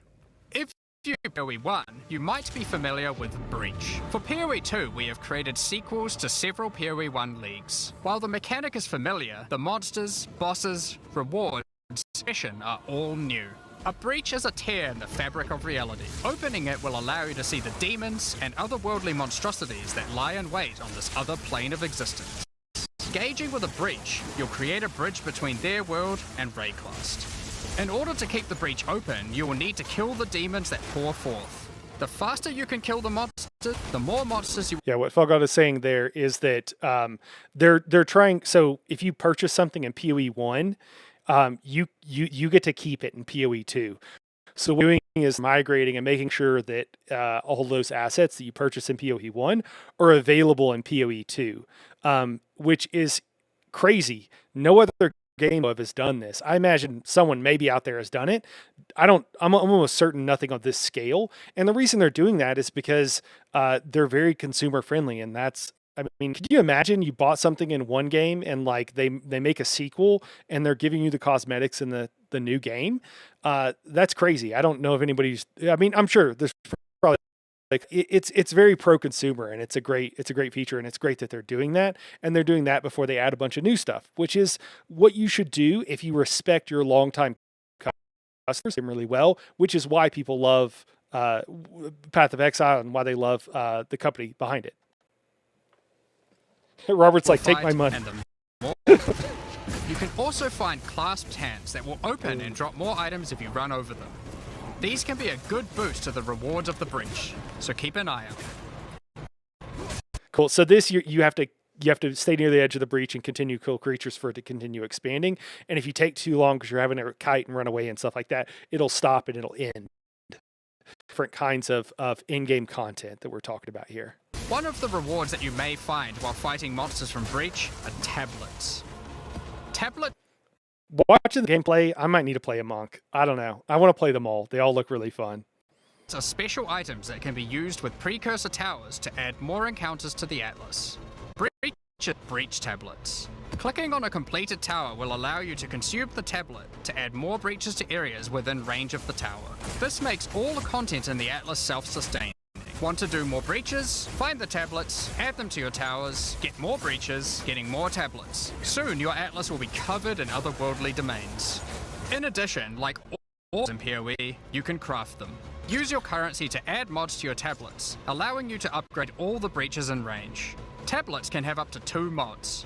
These mods do things like adding extra rare monsters, extra clasped hands, or even mods to density of breaches, allowing you to keep them open longer. Often, you will find multiple towers near to each other with overlapping areas. I want to like... This can allow try to you pause to it really and I can juice the see what mechanic these... by stacking the Oh gosh, mods he's from just too multiple quick. tablets. In your fight to hold the bay, you may want... Can someone tell me, is this a shared... when you're doing mapping, is that a shared environment, or is it just on your own screen? Son of a preach. Oh, Daedric. to use the powers of their world against them. Each in-game mechanic always has player power that can only that mechanic, and Breach is no different. In Breach, you will find catalysts, items that can increase the quality of rings and amulets by improving specific mobs. you can find breach rings, a special base type that can have its quality improved by catalysts up to 50%. In this case, you could create a ring with around 170 life. Breach rings can become some of the best rings in the game, giving you some good motivation to face the demon hordes. In addition, each endgame mechanic needs to have a pinnacle endgame encounter. While killing breach monsters, you may find splinters. Collect enough of these and you'll be able to create a breach stone. Using a Vaal technology called the Realm Gate, you can use your breach stone to access their domain and bring the fight. Robert asks, is the game alt/multi multi-class friendly? I think you mean well, you said alt and multi-class. I think what you mean having multiple alternate characters. From what I understand, yes, Robert, but maybe someone with more experience can chime in. The grind, I mean, you can see that you got to grind all this like the best gear and what have you. But I think as far as like jumping in and actually playing, I don't think it's that bad. The total amount of time to level up a character, as he mentioned, about 50 hours to get to in game with a particular character. So that's if you're new, that probably is easily cut in half if you're more experienced, but I'm not really sure, to be honest with you. It's a good question. In this twisted domain, you will find nothing but a single massive breach, triggering the hordes of breach inhabitants. I mean, it's a really basic question, actually, that I have. Are you able to pass gear between characters? Because I think that's probably part of the question he's asking, and I don't know, again, because I haven't played the first one. It can be both, but you cannot revive a party member outside of the campaign. You're out until your party finishes the map. Okay, so thank you for answering. This is a question about answering my question about mapping. Is that it can be both, where you're mapping solo or you're mapping with someone else. You just can't revive a party member outside of the campaign. Okay. Yeah, so if they die or revive them, you've got to like complete the level before they can come back. That's a little bit harsh to be playing together. That's interesting.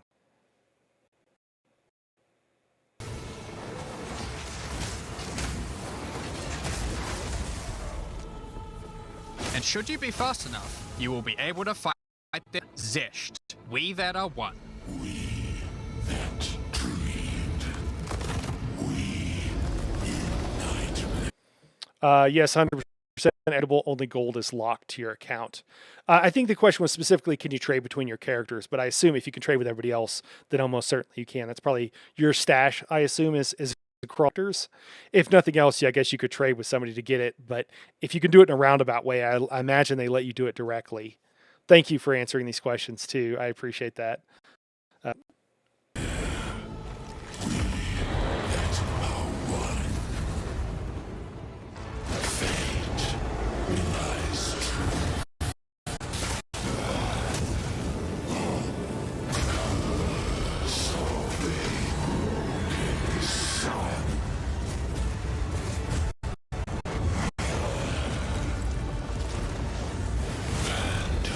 This is just one of the pinnacle encounters of PoE 2. We won't be showing the rest of them, so you will have to discover them for yourself. This is some of the hardest content we have ever made. All of these encounters have specific uniques that can only be found from them, but that's not all. We still have the progression. So this is one of the places you get uniques, maybe the only place you get uniques? I'm not sure. System. Defeating Zesht will give you points to allocate into the breach section of the Atlas tree. Allocating make breaches and the breach domain even harder, but will give you more rewards. The small nodes will increase the difficulty of the twisted domain, while the large nodes have more specificity. For example, this node adds more clasped hands to your breaches, and adds a pack of magic monsters that can guard them. Get some more points and you can allocate Waking Nightmare, with the number of splinters you get from clasped hands, and inflict you with a mysterious debuff. In order to earn more points, you will need to defeat Zesht at a higher difficulty, and some rewards can only be found by increasing the difficulty of the Twisted Domain above certain thresholds. Defeating Zesht at difficulty 4 will be a challenge indeed, but there are many more threats in the rest. Ritual altars are sacrificial sites built by the mysterious King in the Mists. If you encounter this symbol on the Atlas, then you know that it contains ritual altars. Ritual altars demand tribute. Every monster you slaughter in the circle will feed the altar. After the sacrifice, time to begin the ritual. The monsters you just killed will be resurrected by the King of the Mist's dark magic, and you must fight to survive. The tribute to the altar can be spent to buy powerful items, but they can be expensive. To gain more tribute, you will want to find more altars. Each successive ritual you do within an area spawn the monsters revived by the previous ones, in addition to the ones you sacrificed. This tree area and several areas they've shown, it's pretty cool. I like how it looks. It looks organic. It's not just. It's pretty cool. It's pretty fun to. The map I got to play on was like a farm, like a fallen village or something, and it kind of had similar things where there was very like it felt pretty good. Where the visuals match like where you're actually allowed to walk. By the end of an area, you'll be fighting a truly imposing number of foes, but will have a certain amount of tribute to spend. One of the rewards you can buy with tribute are omens. These are special items that allow for meta crafting. Crafting items that affect other crafting items. Have good prefixes but bad suffixes? This omen will help you to remove the mods you don't want while keeping the ones you do. There are a bunch more of these with different effects, but we will leave them for you. It's crazy. You know, most of us want is to be able to control some of this RNG and be able to like make the item, and that's, I mean, they're just giving us what we want, right? Like there's ways. It's not just like I'm really digging what they're doing, and some games do this to varying degrees, but I'm really happy with what they're talking about. Daedric says, but wait, there's more. Yeah, absolutely, man. To discover. Will also drop tablets, which can be used to specialize into getting more rituals. If you want to get to the pinnacle boss of ritual, then you will probably want to use them. They can also have to grant mods, making your rituals more rewarding. The pinnacle encounter of ritual is the King in the Mists. Feared by the Asmeri people, he is said to have brought eternal darkness to Wildwood. We won't show the encounter, but just like Breach, there are a range of unique items you can get for defeating him, and you will gain points in the ritual section of the Atlas tree. Maps have been touched by insanity. This is the, but wait, there's more. A mysterious entity has taken a special interest in you. Step through the looking glass and find nightmares coming to life.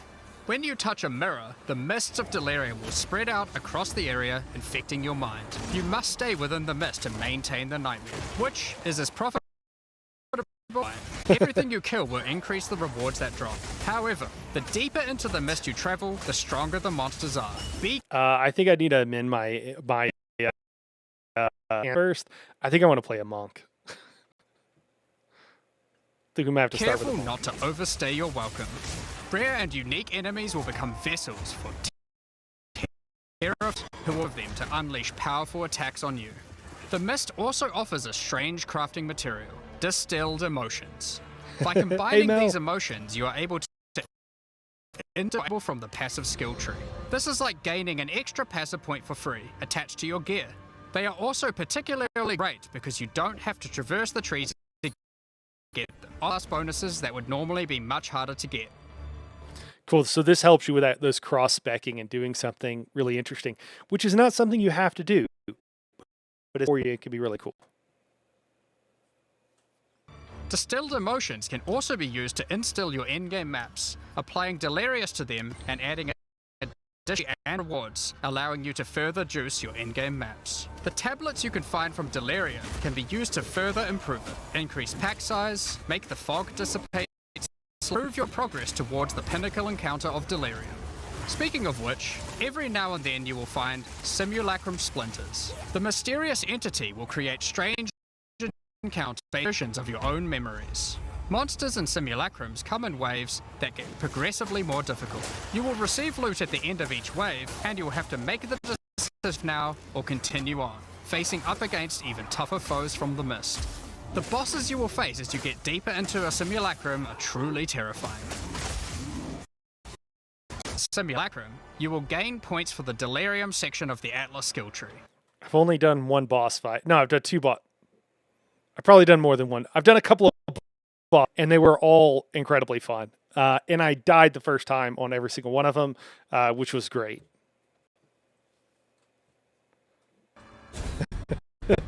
Next up, we have Expedition. Occasionally, while clearing corruption, you will encounter these Kalguran settlers. The Kalgurans have discovered ancient artifacts, and they want you to help dig them up with explosives. The Kalgurans have marked the locations where the relics can be found. Place explosives as best you can possible. There is just one problem. Corruption has brought the corpses of their ancestors to life, so you might have to do a little cleanup before you can reclaim the artifact.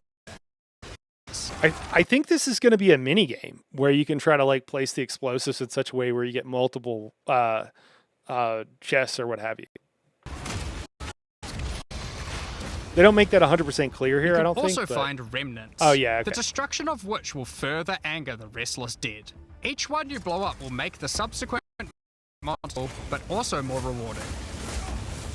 Danig, Rog, Tujin, and Gwenin will exchange the artifacts for useful items and runic magic. You can also increase the number of expeditions and the rewards. This one increases the radius of explosives, while this one increases the number of remnants you will find. Because this is 7 chapters worth of ESO, which is like 7 years worth of ESO content. Yeah, I think that's true. Eventually, you might discover a logbook. These for buried treasure and relics. Essentially, one giant dig site. There's just like more and more features, and I absolutely just like, give me more. So cool. Here, you can create an extremely long chain of explosives and go through a very high number of remnants.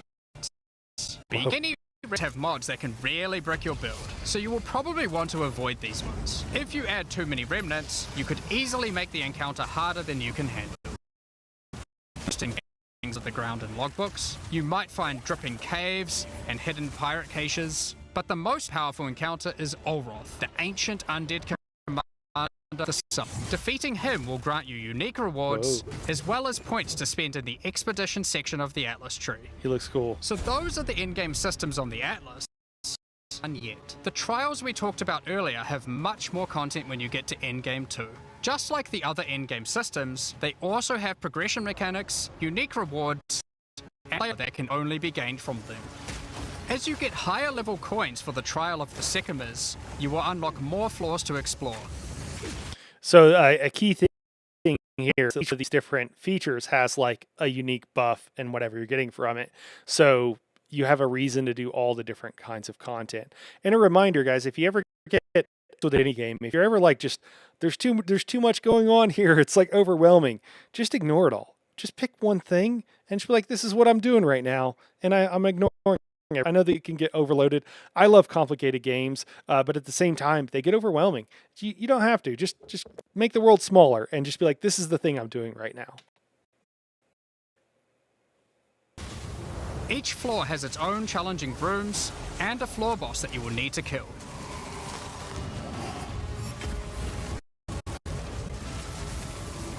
There are 4 floors in total, leading to another pinnacle boss at the end of the last floor, which can only be accessed at endgame. The Trial of the Second you'll find into your tree. These are like passives that you can craft with your currency items. They can be really powerful as they allow you to stack modifiers that may not be easily normally. This jewel gives lightning damage and shock chance, for example. There are quite a few jewel sockets on the tree, so it's possible to gain a lot of power here. There are types of jewels that don't provide any bonuses themselves, but affect other passives surrounding them. This jewel increases the effect of small nodes and radius by 25%. With careful the tree, you could get a significant amount of power from it. There are also unique jewels. I should also point out that Daedric has been helping me with the website, and when I've been talking, it'll take us a while. But in addition to video guides and stuff like that, we're going to try to have at least some stuff on the website, so you can also go check in there, maybe some written guide.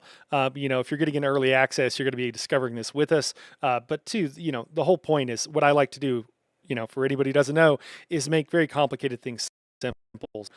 A lot of this stuff, if you understand the framework for how it works, it becomes a lot simpler. And as always, I'm not just going to give you a guide. I'm going to explain to you why you're making decisions. Self. So we'll figure it all together. Very interesting and or you can let me figure it out for us, and with some help from Daedric and everybody else who will be playing, and we can kind of share that information with everybody else. So that's kind of what the Discord is all about. but you will have to find those for yourself. In order to the trial and uncover the secrets of the Maraketh, you will want to take advantage of its progression system, relics. Relics are items that can be placed in the relic altar as you start. They give special bonuses that affect the trial, making it easier and increasing its rewards. Of course, you can craft these with your currency items, making them even stronger. If you complete the entire trial overcoming all 4 floors, the final boss will reward you with one of many unique relics. These relics will be consumed when used on your next run, but can be rewarded with uniques. For example, this is the Last Flame. If you use it, you will have only 1 honor for the entire trial, so you will need to do a completely... That's crazy. The Trial of Chaos also extends into the endgame. As you gain inscribed ultimatums of higher and higher levels, the number you can go through increases. In true Val style, this allows you to take even more risks for even more rewards. At endgame, you can progress through up to 10 chambers with 3 I know we've been going for a while, guys. We've got maybe another 10-ish minutes here. And I'm going to try to let this mostly run. And in the last handful of minutes about this is actually purchasing stuff. So we'll kind of talk. So maybe another 15, 20 minutes here.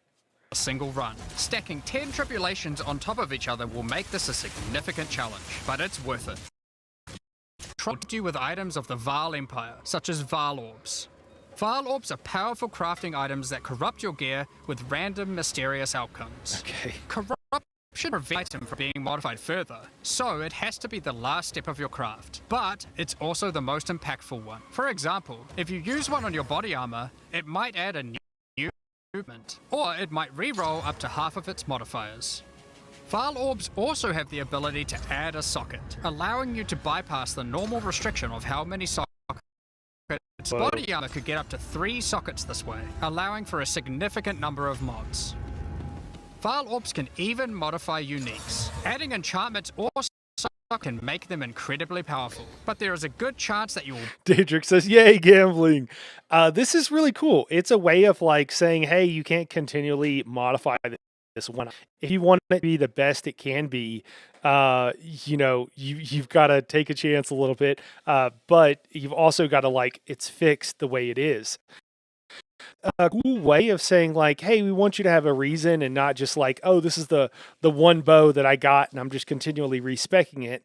Maybe you say, no, I gotta commit it to be the absolute best, right? This is after you've upgraded it. It's got all the mods it can have on it. I think it's a really cool way of gamifying this to make it where and continually reason to go get this another version of this unique item if after 9 months or whatever, year and a half, you want to change it and do something cool. Robert says between the gear options and the skill tree, it seems like there's a massive number of combinations. Yeah, absolutely, Robert. And I think Jonathan, guy in charge of everything ultimately, has even said that there's so many iterations of all this stuff, they haven't tested all of it because it's changing one image type and all the different modifiers. There's a lot of stuff that players are going to explore that and they've actually, when I was chatting with the streamer that, as I mentioned, works for the company, that he even said that, yeah, there's stuff that, oh, we did it expecting the players to do one thing and they did this other thing that actually works incredibly well and kind of cool, can explore and find stuff like that. Break them as well. The Trial Master will also occasionally offer you soul locally formed by chaos. The Val sought to replicate soul cores through human sacrifice rituals and blood magic to power their civilization. Soul cores are powerful items with mods that cannot be obtained from regular runes. Like all endgame content, there is of course a pinnacle boss. The final chamber will drop keys to mysterious door. Some say this is where the Trial Master himself resides. Perhaps you are willing to take the risk to find out. That's cool. Had enough yet? Because there is one more thing. The most difficult content in Path of Exile 2. While mapping, you might come across this fortress that has emerged from underground, surrounded by an enormous danger. Is the maze preventing something from getting in, or something getting out?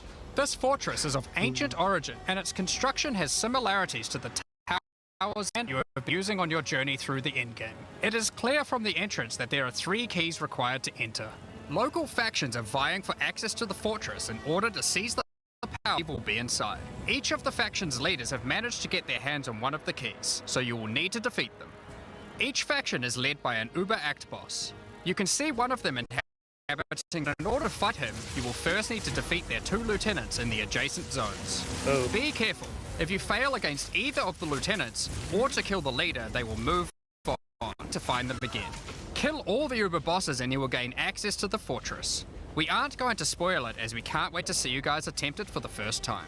But is there a tree you get points to nothing it? Of course there is. This is Path of Exile. There is always another tree. So these are your challenges for PoE 2. I love how self-aware they are. It's great.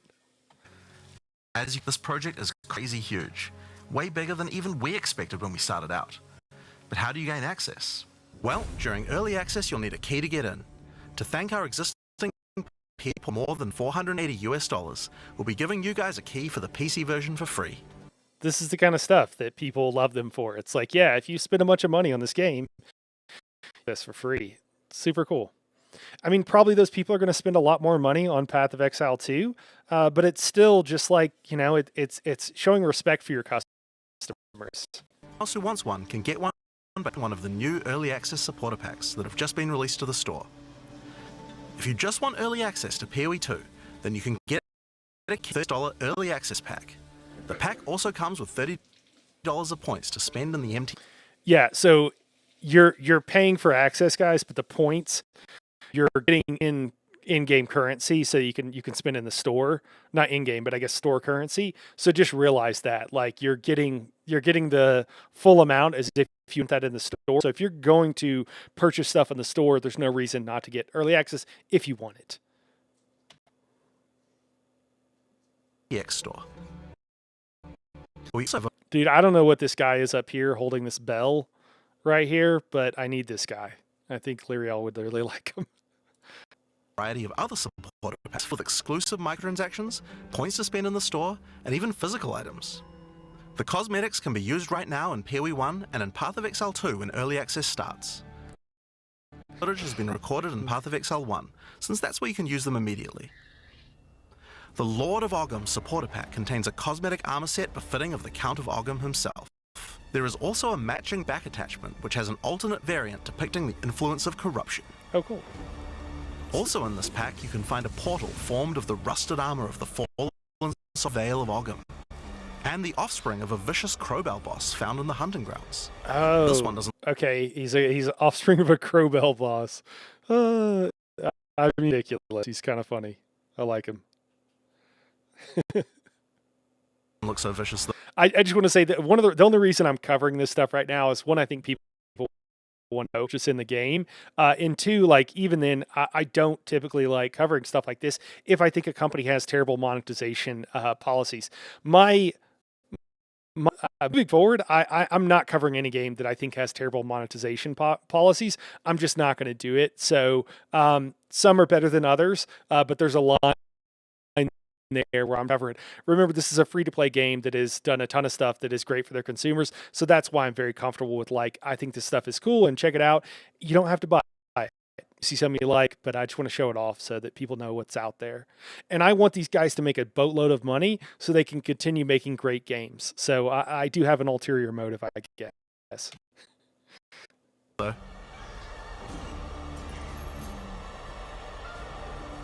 On top of that, you'll receive the Iron Count's Y-Hander to apply two-handed swords. For those who are wanting to decorate your hideouts with fond memories and tales of Path of Exile's history, you will also get a series of hideout statues. This pack contains this. For Path of Exile 1's closed beta, each pack contained a true New Zealand icon, the Kiwi. Following this tradition, all packs in this series will also contain a new theme that will loyally follow you into battle, but run away at the first sign of trouble. Lyrio will like that he Become runs away. the ruler of the desert with the King of the Faradin supporter pack. You're the sands of the Vasteri Plains. The body armor will allow you to glide along the ground with ancient sand magic. Now each armor set comes with body armor, but the boots are covered in sand. If you'd prefer to show them off, you can turn the gliding off if you want. The accompanying equips you with 2 powerful pillars that can control and manipulate lightning. They will periodically release their energy in a powerful blast while in town, and hover in a circle around you, arcing lightning but forming a barrier of energy. Replace the appearance of any bow with the Faradin's Glory skin. Or replace the appearance of a spear with the Tyranny's End spear skin. The spear skin can be applied to staves and war staves in Path of Exile 1. If you want to truly show your worth as a king of the Faradin, I know there's some people that are already like the game and what have you. I just want to say, I'll be playing this before, if you want to get out of here and you're not interested in this kind of stuff. I just want to say for those people, I will be absolutely playing December 6th. I want to play a decent amount for the first couple of days. So if you want to see what it's like, I'll try to do that. I want to try to play like a large periods during that period when it first comes out, so you can check it out then. And if you have any questions or whatever, feel free to hit me up then. So I will be playing this, and again, I think it's going to be one of the games that I'm frequently in the future. So just FYI for those who maybe don't want to stick around for this, or you already know what you're doing. So then you definitely need your trusty city fortress known as the Dreadnought to travel across the Vasteri Plains. In Path of Exile, you can decorate your hideout however you like, and it's no exception here. It comes with a variety of thematic elements to use. Use decorations from elsewhere in the game. Additionally, you will get the Deshret's Blessing level up effect. The King of the Faradin Kiwi pet. And last but not least, a statue depicting the Vaal Oversoul from Path of Exile 1. How supporter packs work? Each pack comes with all of the cosmetics from the previous tier, so you'll get all the items from the Lord of Ogham supporter pack as well. The Thorn supporter pack. this looks really good. I really like this kind of reminds me of like Aztec. Features an armor set and back attachment themed around the Vaal and their pursuit of science and progress. You can find the Soul Core weapon effect in this pack, which causes thaumaturgic energy harnessed from sacrifice to spill from your weapon. This pack also contains Doryani's. It replaces the default appearance of any foci to an ancient relic once used by Doryani, and this can be applied to shields in Path of Exile 1. That's not the only Vaal weapon you'll find. It contains Wand of the Thaumaturge skin, and the Royal Sacrifice Dagger skin. You wouldn't think to put sacrificial gems on a Kiwi, but the Vaal Purge of the Vaal supporters will receive the Thaumaturge of the Vaal Kiwi pet, and the Statue of Dominus. This is also the first pack in the series with a physical item. Pack, you'll receive a Path of Exile 2 logo t-shirt, but if you don't want one, you can opt out and return for additional points to spend in the store. Becoming a Warlord of the Karui support Grama set and back attachment, adorned in jade carvings and iridescent feathers resembling Pawa. Enough to even impress the ancestral gods, specifically Tuko armor. These Maori looking dudes look amazing. I love this armor. It's so cool. Overkill, you say? I think the card would disagree. Why not drop a gigantic totem on rare enemies you slay to crush them to a pulp? It's pretty awesome. Replace your crafting bench in your hideout with the Ancestral Canoe crafting bench. Chief Mata will summon a giant canoe manned by Karui warriors to aid in your crafting desires. We must all start somewhere. Let's drop that totem one, guys. You'll also get a pair of weapon skins. Equip Akoya's Felling Axe skin to your one-hand or two-handed axes, or Tukohama's Crusher. I believe this stone is something that's naturally occurring on the island, and they consider it like, I don't know if sacred is the right term, but I think that's what they're like work and stuff like that. And they passed a law a handful of years ago that like all stone of that type that's found on the island like is to be given to the Maori people. New Zealand facts. Looks so good. A true Karui warlord is always accompanied by their trusty Kiwi. But with armor and harnessing ancestral magic, they make the perfect sidekick. Once one of the most feared beings in Rayclast, Malachi was slain by a powerful exile. Statue of exiles past, present, and of the future. Of course, it's not all about dressing up in game. You'll want to look good in real life too. By becoming a warlord of the order, you'll also get a Path of Exile 2 hoodie. Our final tier of supporter pack in this series is the Liberator of Rayclast supporter pack. The Liberator of Rayclast armor set and bagged with the finest materials in Rayclast, and shattered glass mosaics suspended in divine power. Set up your base of operations in the Beacon of Salvation hideout. Island when you can liberate more. The Beacon of Salvation hideout comes equipped with your own collection of small islands and personal operators of boats that you can use to row between them. Like a boat to enter and navigate as you choose. Decorate each island as you see fit to best represent your well-earned hideout. Everyone in your hideout can use their own boat. You can also get the Window to Twilight portal effect, a beautiful mosaic piece of art that shatters and reveals a gateway to your desired destination as you approach it.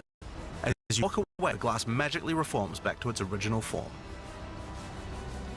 Rule in style with the Throne of the Ruler map device. Sure, this map device can create portals, but it also comes with a throne you can sit on to oversee your growing kingdom. Look down on the plebeians running your maps. Being the Liberator, though, is not just about sitting. If you do decide to join the fight yourself, you can leave a High Priest in charge as your second in command. Liberator of Rayclast supporters will also get a set of skin, the Light of the Scepter skin, the Deliverance crossbow skin, the Justice flail skin, and the Redemption shield skin. Once again, you'll have an accompanying Kiwi, and of course a statue depicting one of the most iconic events in Rayclast's history, the battle between a powerful Exile and Kitagul. With the help of two deities, Sin and Innocence, the Exile was able to defeat him once and for all. This supporter pack also contains the Path of Exile 2 art book. 15-page full-color art book includes a huge amount of amazing concept art and lore produced during the long and exciting journey of Path of Exile 2's development. And finally, pathing the community participate in designing game features. For Path of Exile 2, we'll be adding the Twilight Order foil reliquary.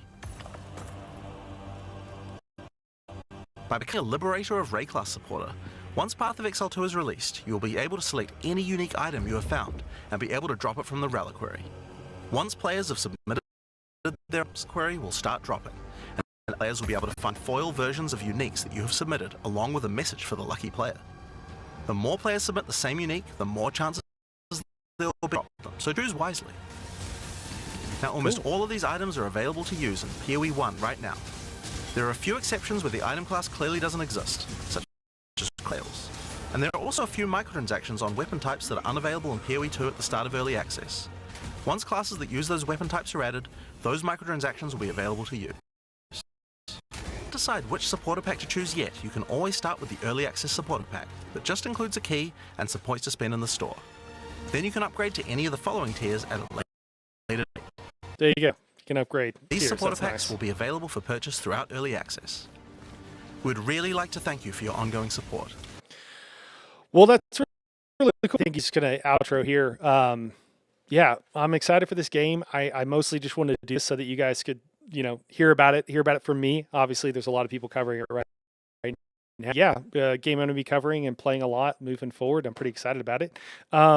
The drop frames here, I'm gathering some data on it, and hopefully we can figure out why this starts happening and figure out what's going on. So I appreciate all you guys tuning in. It's super fun to get to chat with everybody.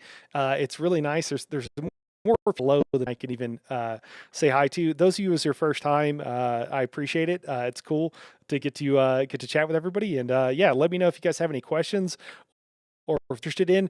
One of my first orders of business might be to kind of cover briefly all of this info in maybe like a 5 or 10 minute video for everybody, because I think it's so much. Rewatch this and kind of go through and take some notes here, and also chat with some people. So yeah, appreciate everybody for tuning in though. It's great to have you guys here. And we'll probably be streaming tomorrow. Definitely by Tuesday we'll be doing some more stuff. It seems like the PC is good to go.